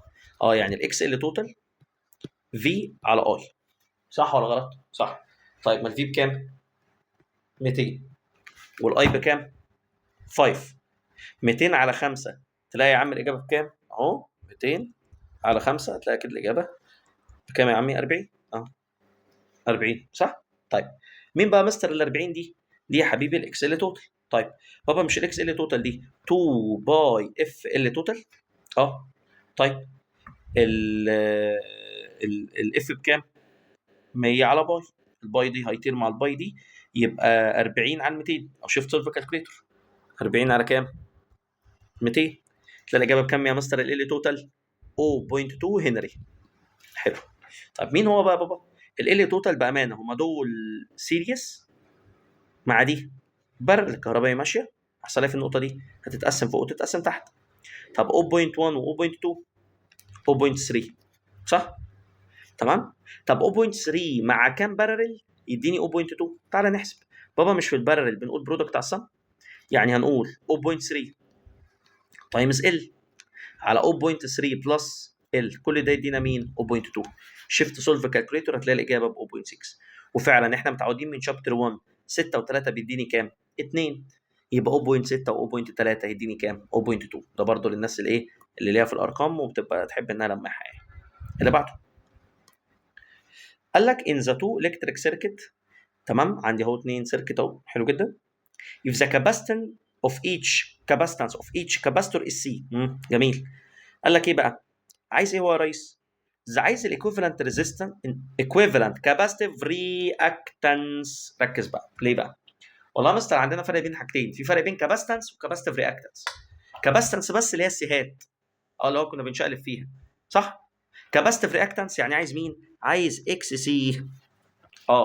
يعني عايز اكس سي في فيجر 1 على اكس سي في فيجر 2. ماشي حلو جدا. طيب المستر قال لنا ايه قانون كاباسيتيف رياكتنس؟ 1 على 2 باي اف سي. اف ايه ده ثانيه كده، لو سمحت لازم تفلي السؤال كويس عشان ايه هنا حد واخد باله هنا في ايه؟ في اف، في ايه؟ اف صح؟ في اف 1 واف 2. تمام؟ يعني هنا كمان مش السات بس اللي مختلفه، كمان الافات مختلفه. طيب ده مستر معناه الاكس سي مع الاف والسي ولا عكسهم؟ عكسهم يا بابا، والله قانون اكس سي ايكوال 1 على 2 باي اف سي، عكس بعض اهو صح؟ يعني لو قلت اكس سي 1 يبقى اف 2 سي 2. طب اكس سي 1 اف 1 سي 1. تعالى بقى مستر نعوض، يلا يا باشا. اف 2 بكام؟ 2. سي 2 بكام؟ تعالى اللي تحت اهو. والسيهات المستر قال لنا بنشقلب تفكيرك، السيريس يبقى بارل والبارل يبقى سيريس. يلا دول يا مستر بارل يبقوا سيريس، دول بارل سيريس. طب اللي طلع سيريس لا يبقوا بارل، نفس الرقم يبقى الرقم على عدد 2 على 2 بواحد. 1 سي. فاهم؟ حد عنده مشكله؟ طيب تعالى بقى الثاني اف 1 بكام؟ اف 1. طب سي 1 بكام؟ بص بقى مستر دول كلهم سيريس، يبقوا بقى دول سيريس يبقوا ايه؟ يبقوا بارل، صح ولا غلط؟ يبقوا كام يا معلم؟ سي اوفر او 1 اوفر 4. الرقم على العدد، اوفر تطلع لفوق، تبقى 2 في 4 تطلع بكام؟ 8 على 1. وركز عشان السؤال ده تريكي. تمام؟ في واحد ينسى بقى ويتلخبط يعملهم تحت سيريس ينسى. تمام؟ هيقول هاف اهو غلط. تمام؟ في الحاله دي اوفر يطلع فين؟ يطلع لفوق. تمام؟ ما تفكرش كالكوليتور 2 تايمز 1 على 1 تايمز كوارتر. بص انا الشكل ده شفته قبل كده صح؟ ودائما الاجابه اللي انا كنت عارفها ان هي كانت دي الوحيده المميزه. لو علاقه الزد مع الفريكونسي كنت دائما ان هي دي اللي فيها التركه، كانت هي دي الاف نوت. تمام؟ ولو كانت الاي مع الفريكونسي هتلاقي الجراف كده كنت بختار اعلى نقطه وبقول برضه هي دي الاف نوت. اذا كان الجراف ده والجراف ده كنت دايما بختار دي. تمام؟ حتى انا مش عارف احل، هي دي الحاجه الوحيده اللي انا درستها صح. طيب يعني انا بنسبه كبيره الاجابه ان شاء الله هتبقى سي. فين سي اهي. تمام، انا حرفيا انا ما اعرفش حتى السؤال بيقول ايه، بس طبعا نقرا بقى. طبعا دي الايه، انا بغرق بقى خلاص والدنيا بتنتهي والورقه بتتشد مني. بعلمك ازاي تفكر، ازاي دي الحاجه دي احنا خدناها قبل كده. تعال بقى نقرا السؤال بمزاج كده ونفهم واحده واحده. An alternating current circuit contain an inductive coil. جميل. Of negligible ohmic resistance. حلو. Capacitor of variable capacitance. جميل. And ohmic resistor RLC يعني. From the figure. The source voltage become equal potential difference across ohmic resistor. يعني هو قال لك امتى الفي توتال بتكون امتى ايكوال في ار. عارفين يا مستر، دي في حاله الريزونانس لما الاكس ال بيقتل الاكس سي. وفين حاله الريزونانس؟ يا ابن الذين عند اقل نقطه الاس سي. فاكر؟ ايه ده؟ يعني في اسئله اعرف احلها حرفيا من غير ما اقعد بحرق؟ عادي جدا. اللي بعده. ايه ده؟ الكهرباء خلصت الحمد لله. نخش في جزء مين؟ جزء المودرن. تعالى كده بقى نفتكر واحده واحده. كومبتون افكت. مستر فكرني بكومبتون. قال لك اكس راي او جاما راي. تعالى يا مستر اهو. عندي جاما راي خبط في مين؟ فري الكترون اهو. حلو. طيب كرة البلياردو عندي ضوء، افتكر كده، انرجي عالي، فريكوانسي عالي، ماس عالي، مومنتم عالي، ويف لينس قليل، سبيد كونستانت. جدع. خبط في الكترون. حلو. ولنفترض هو هنا قال لك بيتحرك بفلوسيتي في. جميل. بس احنا عشان نبسط على نفسنا، الفي بزيرو صح، المومنتم زيرو، كايناتيك انرجي زيرو، والماس كونستانت. حاجه خبطت في حاجه فاكيد الالكترون سرعته زادت، المومنتم زاد، كايناتيك انرجي زاد، الماس كونستانت. طب ويف لينس قل عشان دي بروي قال لنا دايما الفيلوسيتي عكس الويف لينس. طيب الضوء بقى ايه اللي هيحصل له؟ مستار مش هو خبطه؟ فبعد ما خبطه اداله جزء من الانرجي للالكترون، يبقى هو الانرجي بتاعته قلت، فريكوانسي قل، ماس قل، مومنتم قل، ويف لينس زاد، فوليوم زاد. طب السبيد دائما سرعه الضوء كونستانت لا تتغير. تعال بقى نشوف اللي حصل لمومنتم الالكترون زاد، اللي حصل لمومنتم الفوتون اكيد قل. يا عم انكريز ديكريز. شكرا، انا عدت لك الدرس كله. تمام. ودائما الانرجي اللي لوست باي فوتون جيند باي الكترون. فلو سالك على ده او ده دائما اعمل انرجي الفوتون قبل ماينس انرجي الفوتون بعد. شويه بقى اسئله بقى ايه من اللي قلبك يحبهم، شويه اسئله رخمه. تعالى كده في الجرافات اللي زي دي بتبقى رخمه سيكه. فتعالى كده بقى نفكر ازاي نحل جراف زي ده. طيب ده بقى علاقه مين بمين؟ قال لك the graph represent relation between reciprocal of square root of electric potential used in cathode ray. كاثود راي صح، كاثود راي. مستر قال لنا بلاقي ايه لما يقول لي كاثود راي؟ افتكر القانون اقول لك ويف لينس 1 على ويف لينس 2. الويف لينس مع الفيلوسيتي ولا عكسها؟ عكس الفيلوسيتي يبقى في 2 على في 1. والفيلوسيتي مع الروت الفولت يبقى روت فولت 2 على فولت 1. افتكر كده. حلو جدا. طيب يبقى مستر الويف لينس تمام هو عكس افتكر كده يا مستر الويف لينس عكس الفيلوسيتي، والفيلوسيتي زي روت الفولت، يبقى الويف لينس عكس مين؟ روت الفولت. ايه ده؟ طب ما هو حرفيا مديك الويف لينس ومديك روت الفولت، يبقى العلاقه تبقى دايركت كده ولا انفرس؟ والله ده دايركت مع مين؟ خلاص ده. وفعلا حتى الجراف دايركت. ايوه يعني هنا نعمل ايه؟ هنا نعمل بكل بساطه هو عايز ايه؟ قال لك سو ذا فاليو اوف اكس. خلاص يا والله العلاقه خلاص بقت دايركت. مش هو بابا هو هنا قال لك روت الفولت، لو قال لك روت الفولت بقت انفرس يبقى تشقلب. بس هنا قال لك ايه؟ الويف لينس مع عكس روت الفولت خلاص بقت دايركت. يعني ايه؟ يعني لو 5 اهو عمل 4.5. بص 5 بس خلي بالك 5 تايمز 10 باور نيجاتيف ايه؟ 12. عمل كام؟ 4.5 صح؟ تمام؟ يبقى اكس هيعمل كام؟ 1.25 1.125 صح ولا غلط؟ كروس ايه؟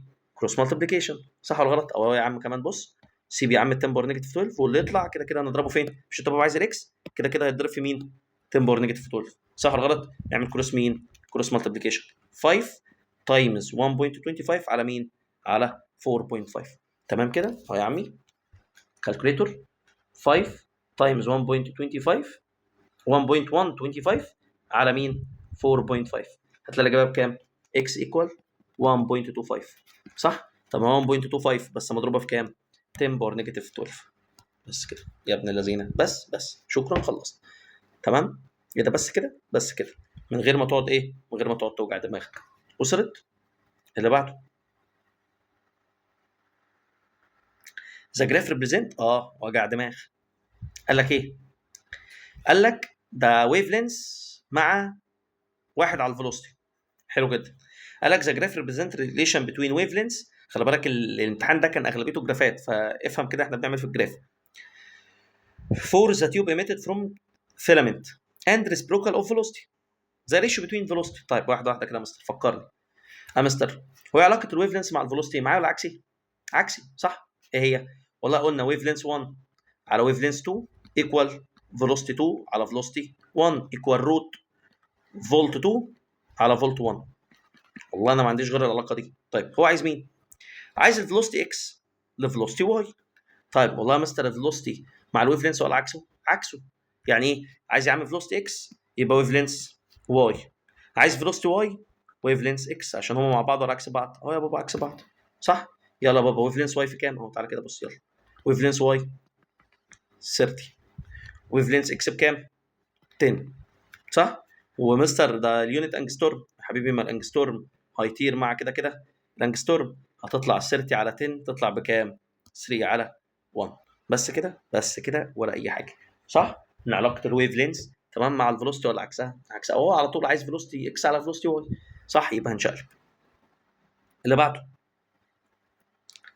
The opposite figure represent green light. مستر المستر قال لنا تسمع سيره لون من الالوان افتكر ايه؟ جامد روي جاب في. فاهم؟ انا بعلمك كل حاجه في المنهج افتكرها ازاي. طيب كان مين يا مستر اقوى واحد؟ الفايلوت اعلى انرجي. مين اضعف واحد؟ البلو اقل، الريد اقل انرجي. وكل ما اروح ناحيه الفايلوت الانرجي بتزيد، كل ما ارجع للريد الانرجي بتقل. طيب ودايما بالترتيب. صح؟ طيب قال لك جرين. فين الجرين؟ يا مستر جرين اهو. تعالى هنعملها باللون الاخضر. ده الجرين اهو. تمام؟ طيب قال لك ذا اوبوزيت جراف ريبريزنت a green light fall on a surface of cesium metal where electron barely. مستر مش فاكر انت قلت لي قبل كده كلمه بيرلي؟ اكتب بيرلي يا دوبك. اكتب بيرلي ايه؟ يا دوبك. يعني ايه كلمه يا دوبك؟ يعني ها، يعني الكاينات يا دوبك طلع، يعني اشكر ربنا ان هو خرج. هو حتى بص وضح قال لك بالزيرو كايناتيك انرجي. طب افرض هو ما قالش؟ افتكر دايما بيرلي يعني على الحروكروك يعني. افتكر دايما لو ضوء نزل على ميتال وقال لك بيرلي يعني كايناتيك انرجي كده كده بزيرو. يعني هو يا دوبك خرج لك الالكترون. Which of the figure from the following electron will be liberated gaining kinetic energy؟ وكمان هيكسب kinetic energy. طيب معنى كده ان انا محتاج انرجي مين؟ اعلى. طيب مين يا مستر اعلى من الجرين؟ اهو الصف دول اهو. بلو اندوجو فايلوت. تعال نشوف. ريد غلط، يلو غلط، اورنج غلط. الاجابه بلو. فهمت؟ يبقى دائما تسمع سيره لون في الامتحان افتكر روي جاب في. اللي بعده الكترون مايكروسكوب. ما تكملش السؤال، المستر قال لنا تسمع سيره الكترون مايكروسكوب. الفيروس دايمنشن ده مين؟ افتكر كده، ده اكيد الويف لينس. صح؟ ودائما ويف 1 على ويف 2 ايكوال فيلوسيتي 2 على فيلوسيتي 1 ايكوال روت فولت 2 على فولت 1. شكرا اهو. قبل ما اقرا السؤال ليه؟ ابقى جاهز، ما اخافش، ما اقعدش افكر يا نهار ابيض احل ازاي. اللي ذكي اللي بيحل بسرعه. تمام؟ طيب قال لك الكترون مايكروسكوب used to examine two different virus اكس واي. حلو. dimension of x equal 1 مللي. بس يا ابن الذين يبقى ده ويف لينس اكس. اتفقنا اهو. بص فيروس دايمنشن هو الويف لينس. and that of y equal كذا. يا ابن الذين يبقى ده ويف لينس مين؟ واي. عايز الريشيو بتوين بوتنشال ديفرنس. خلاص يلا يا مستر. اولا هو البوتنشال ديفرنس تمام تحت الروت عكس الويف لينس. تمام؟ طيب هو قال لك البوتنشال ديفرنس بس. طب تعالى كده نفتكر. اولا كده يعني هو بابا عايز في بوتنشال ديفرنس اكس على بوتنشال ديفرنس واي. صح؟ والله دول يا مستر لو تحت الروت يبقى ويف لينس واي على ويف لينس اكس. طب لا يا مستر انا مش عايز الروت، اعمل ايه؟ خلاص يا باشا عادي. عايز تشيل الروت لازم تحط ايه؟ تشيل الروت بالايه؟ سكوير يمين سكوير شمال.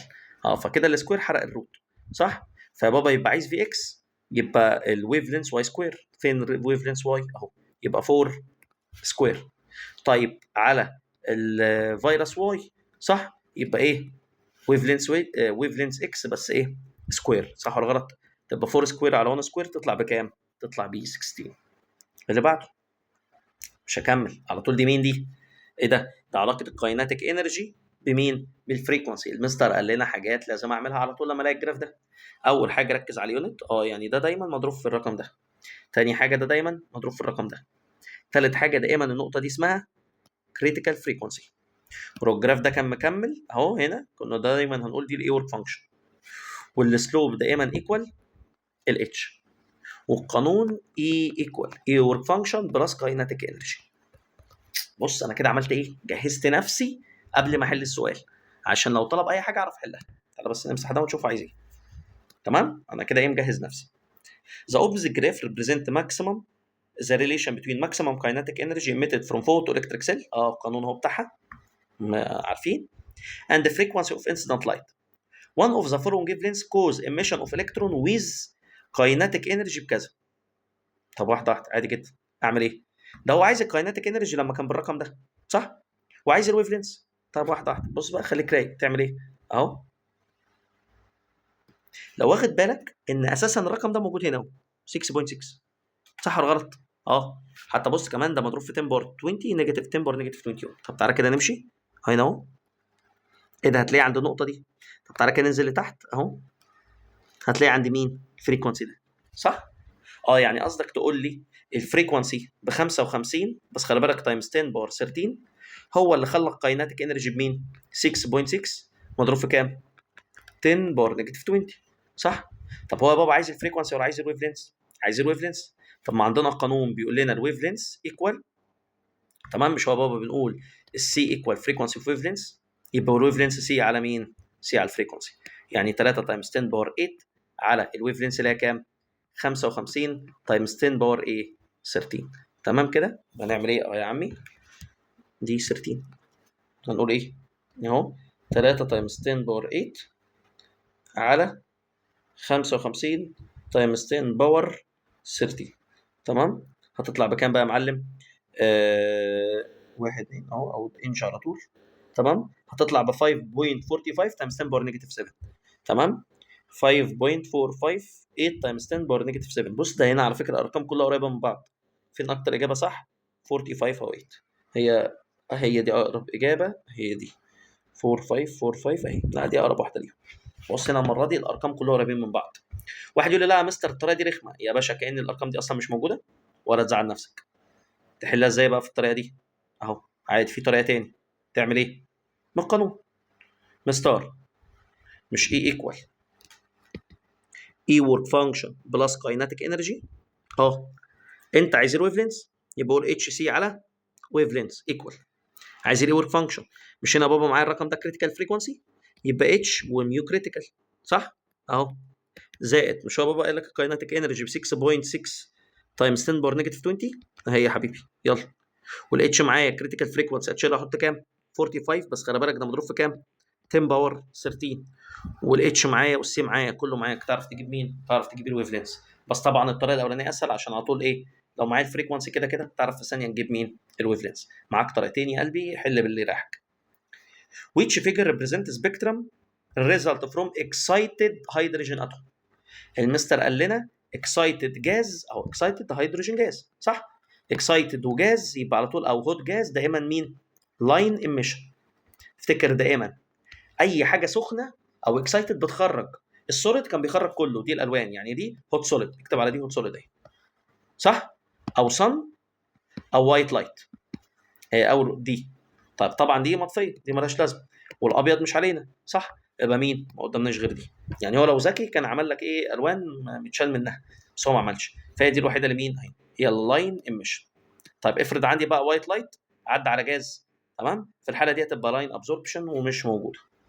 اللي بعده كوليدج تيوب. كوليدج تيوب ده اكس راي. ها if velocity of electron colliding with target equal كذا so the minimum wavelength. عايز اقل مين؟ اقل wavelength. طيب مستر اجيب اقل wavelength منين؟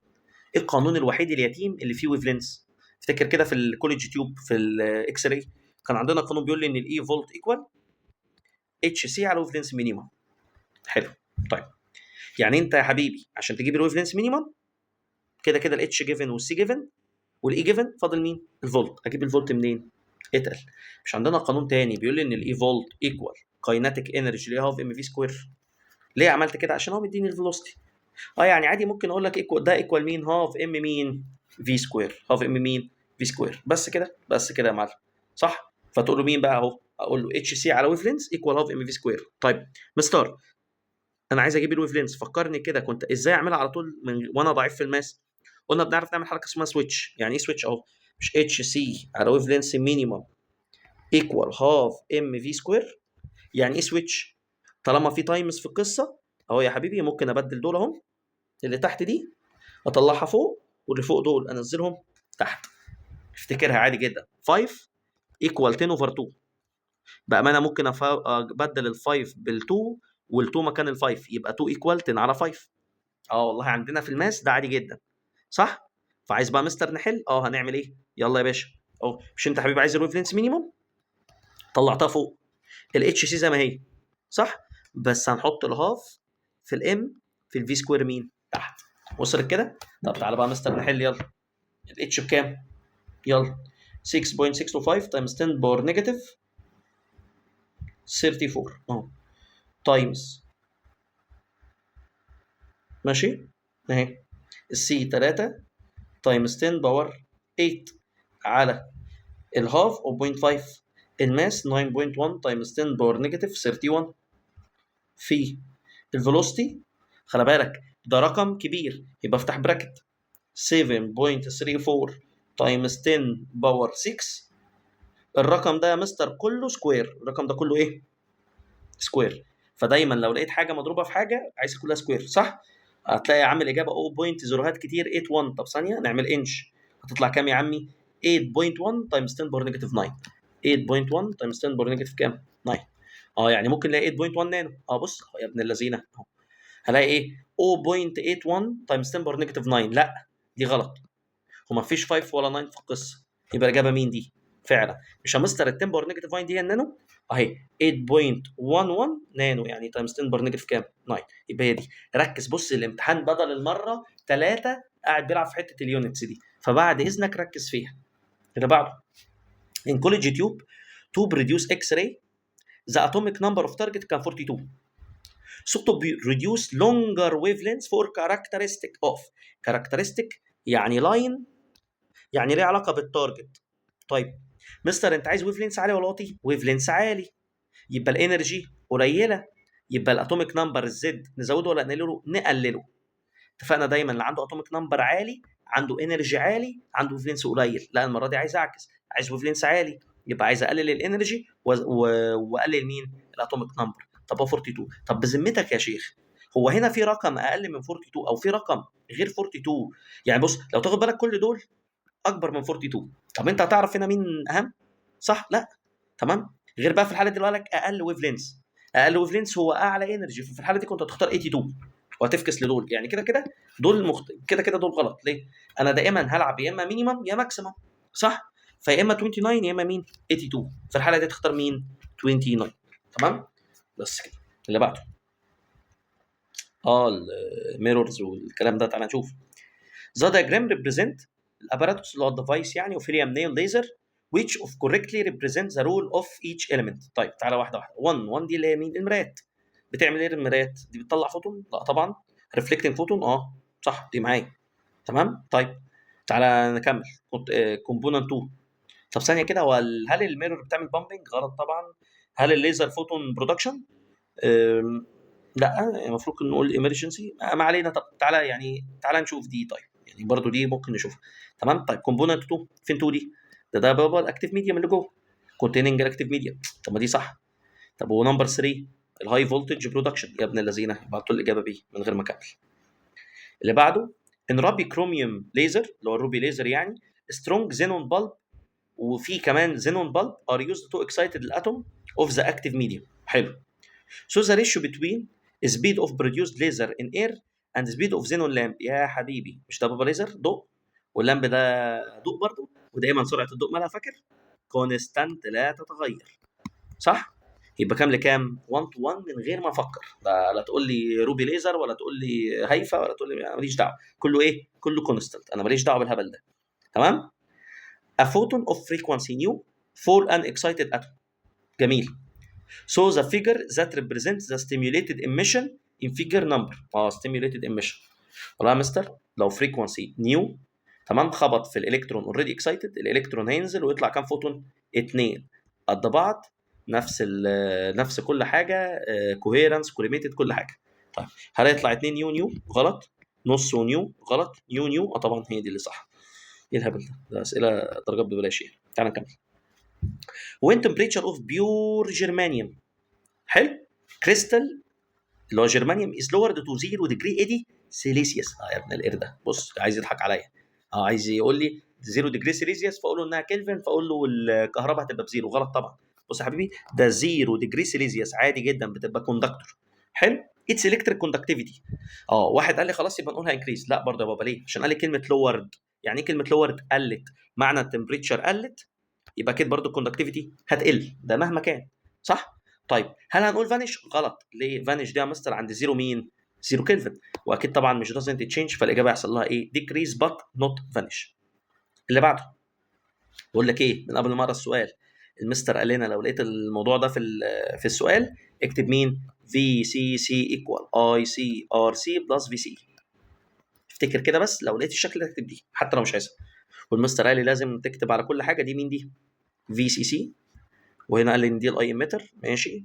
قال لي هنا الفولت عند البيز، ودي ار سي، وكل حاجه كده مكتوبه. حلو جدا. تعالى بقى نقرا السؤال. The figure represent a transistor as an inverted gate. ماشي. If the output voltage VCE ب 0.8. يا ابن الذين دي ب 0.8. اقول لك بقى احتياطي كده كده الفي سي سي بكام؟ 1.5. تعالى بقى نشوف. When the resistance base R base بقى ب 4000. يا مستر ار بيز بكام؟ 4000 اوم. ومعايا الفي ومعايا الار، سيادتك تعرف تجيب اي بيز. في بيز على ار بيز اللي هو كام؟ 0.2 على 4000 يطلع الاي بيز بكام؟ اهو. ده بص رزق اهو، حاجات كده بتيجي لوحدها تخلينا نلم درجات. تطلع بكام يا مستر؟ واحد كام؟ 4000 هتطلع 5 تايمز 10 بار نيجاتيف 5. لو 5 تايمز 10 بار نيجاتيف كام؟ 5 امبير. حلو جدا. هو عايز مين؟ عايز الار سي. يا جدع انا لو جبت الاي سي حرفيا كله بقى معايا ما عدا مين؟ ار سي. هجيبها منين؟ يلا مش انا مستر معايا الاي اميتر ومعايا الاي بيز. طب ما الاي اميتر ايكوال اي بيز بلس اي كوليكتور، يعني 1 تايمز 10 باور نيجاتيف 3 ايكوال اي بيز اللي هي 5 تايمز 10 باور نيجاتيف 5 زائد اي مين؟ اي كوليكتور. يعني نقول له ايه؟ 1 تايمز 10 باور نيجاتيف 3 ماينس 5 تايمز 10 باور نيجاتيف كام؟ 5. صح ولا غلط؟ تطلع الاجابه بكام؟ 9.5 تايمز 10 باور نيجاتيف 4. شايف الرقم ده؟ هنقعده هنا 9.5 تايمز 10 باور نيجاتيف 4. طب هعمل ايه؟ مستر ال 0.8 بالبلس يروح هناك بالماينس، يبقى نعمل ايه؟ نقول 1.5 ماينس كام؟ 0.8. صح؟ طيب بعد كده اللي هيطلع تمام اعمله اوفر ايه؟ 1.5 ماينس 0.8 اللي هيطلع هعمله ماينس الانسر اللي انا لسه مطلعها اللي هي 9.5 تايمز 10 باور نيجاتيف 4. تطلع بكام بقى يا معلم؟ هتطلع ب 7.36 تايمز 10 باور 2. 7.36 تايمز 10 باور 2 فين هي؟ اهي 3637. يبقى كده عمل ابروكسيميشن عشان هي 368، فهتلاقي الاجابه دي. اللي بعده قال لك the circuit represent a transistor as amplifier مكبر. if voltmeter read 4.8 فولت. ماشي اهو يا عم 4.8 الفي سي يعني. and the value of RC قال لها يا ابن الذي ده 4.8 كيلو يعني تايمز 10 باور 3. حلو جدا. عايز البيتا والالفا. ايه ده؟ الله ده مديني الاي بي كمان. صح؟ بقول لك ايه، مش لازم حتى اعمل في سي سي. ليه بقى؟ مش انا بابا معايا الاي بي وتعرف سيادتك حالا تجيب الاي سي؟ طبعا. ليه؟ ما الاي سي ايكوال الفي سي اللي هي 4.8 على 4000 ونص. صح ولا غلط؟ اهو 4.8 على 4.5 تايمز 10 باور 3. هتلاقي يا عم دي بكام؟ اهو تطلع الاي سي ب 1.06 تايمز 10 باور نيجاتيف 3 امبير. حلو. يبقى ده مين يا معلم؟ ده كده الاي سي. صح ولا غلط؟ حلو جدا. ومعايا الاي بي سيادتك تعرف تجيب البيتا اي. ليه؟ اتفقنا البيتا اي هي الاي سي على اي بي، صح؟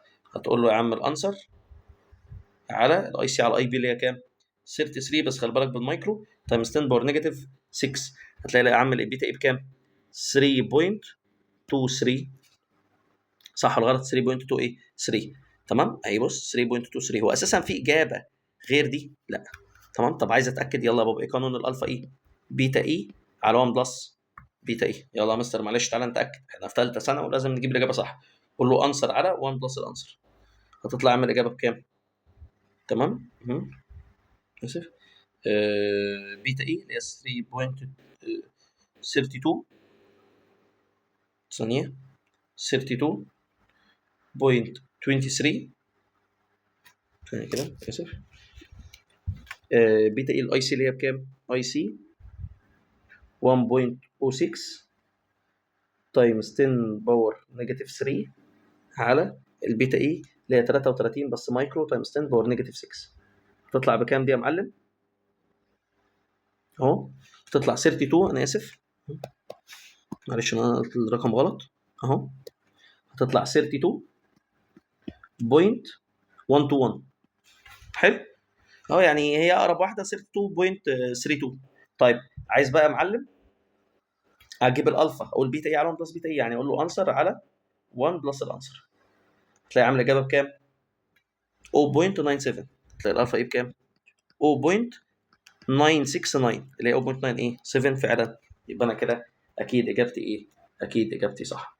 اكيد اجابتي ايه يا معلم؟ صح. اللي بعده كالكوليتور بس الانج دي اللي كان بدر الدنيا. اخر حاجه وكده الحمد لله يبقى اكزام 2 خلص. تمام. قال لك the group of logic gate in the figure has an output voltage 1. تمام. which of property verifies that. بص بقى المره دي لو قال لك من النهايه، تمام، ايه؟ اشتغل دايما من ورا لقدام. طيب هو امتى بابا الاور بيديني 1؟ يا اما اللي فوق 1 واللي تحت 0، يا اما اللي فوق 0 واللي تحت 1. اهم حاجه لازم يكون في 1 في القصه، صح؟ طيب فينا بقى ميزه ايه؟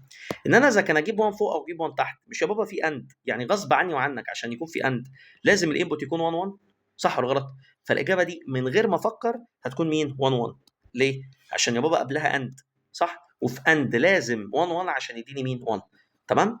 طب يا مستر انا ما بعرفش احل بالطريقه دي، تعال نحل بواحده واحده يا عم. يلا معاك.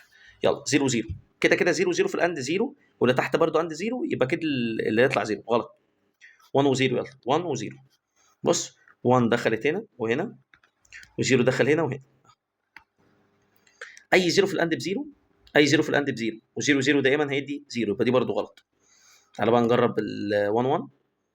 يلا يا مستر 1 اهو فوق وتحت، وكمان الواي 1 فوق وتحت. 1 1 في الاند 1 مش لازم اكمل، اي 1 في الاور كده كده هيطلع الاوتبوت مين؟ 1. في الحاله دي تكون الاجابه سي. كده الحمد لله لحد دلوقتي خلصنا كل حاجه ليها علاقه بالامتحان، بالتركات، بالافكار، بازاي نفكر بحاجات جنبها، يعني لو سال كمان حاجات تانية. تمام. كده الحمد لله اكسبيرمنت 21 الثاني خلص. تمام. ان شاء الله في الفيديو الجاي هنخش في اكسبيرمنت، هنخش ان شاء الله في اكزام 21. ربنا معاكم وان شاء الله اشوفكم في الفيديو الجاي.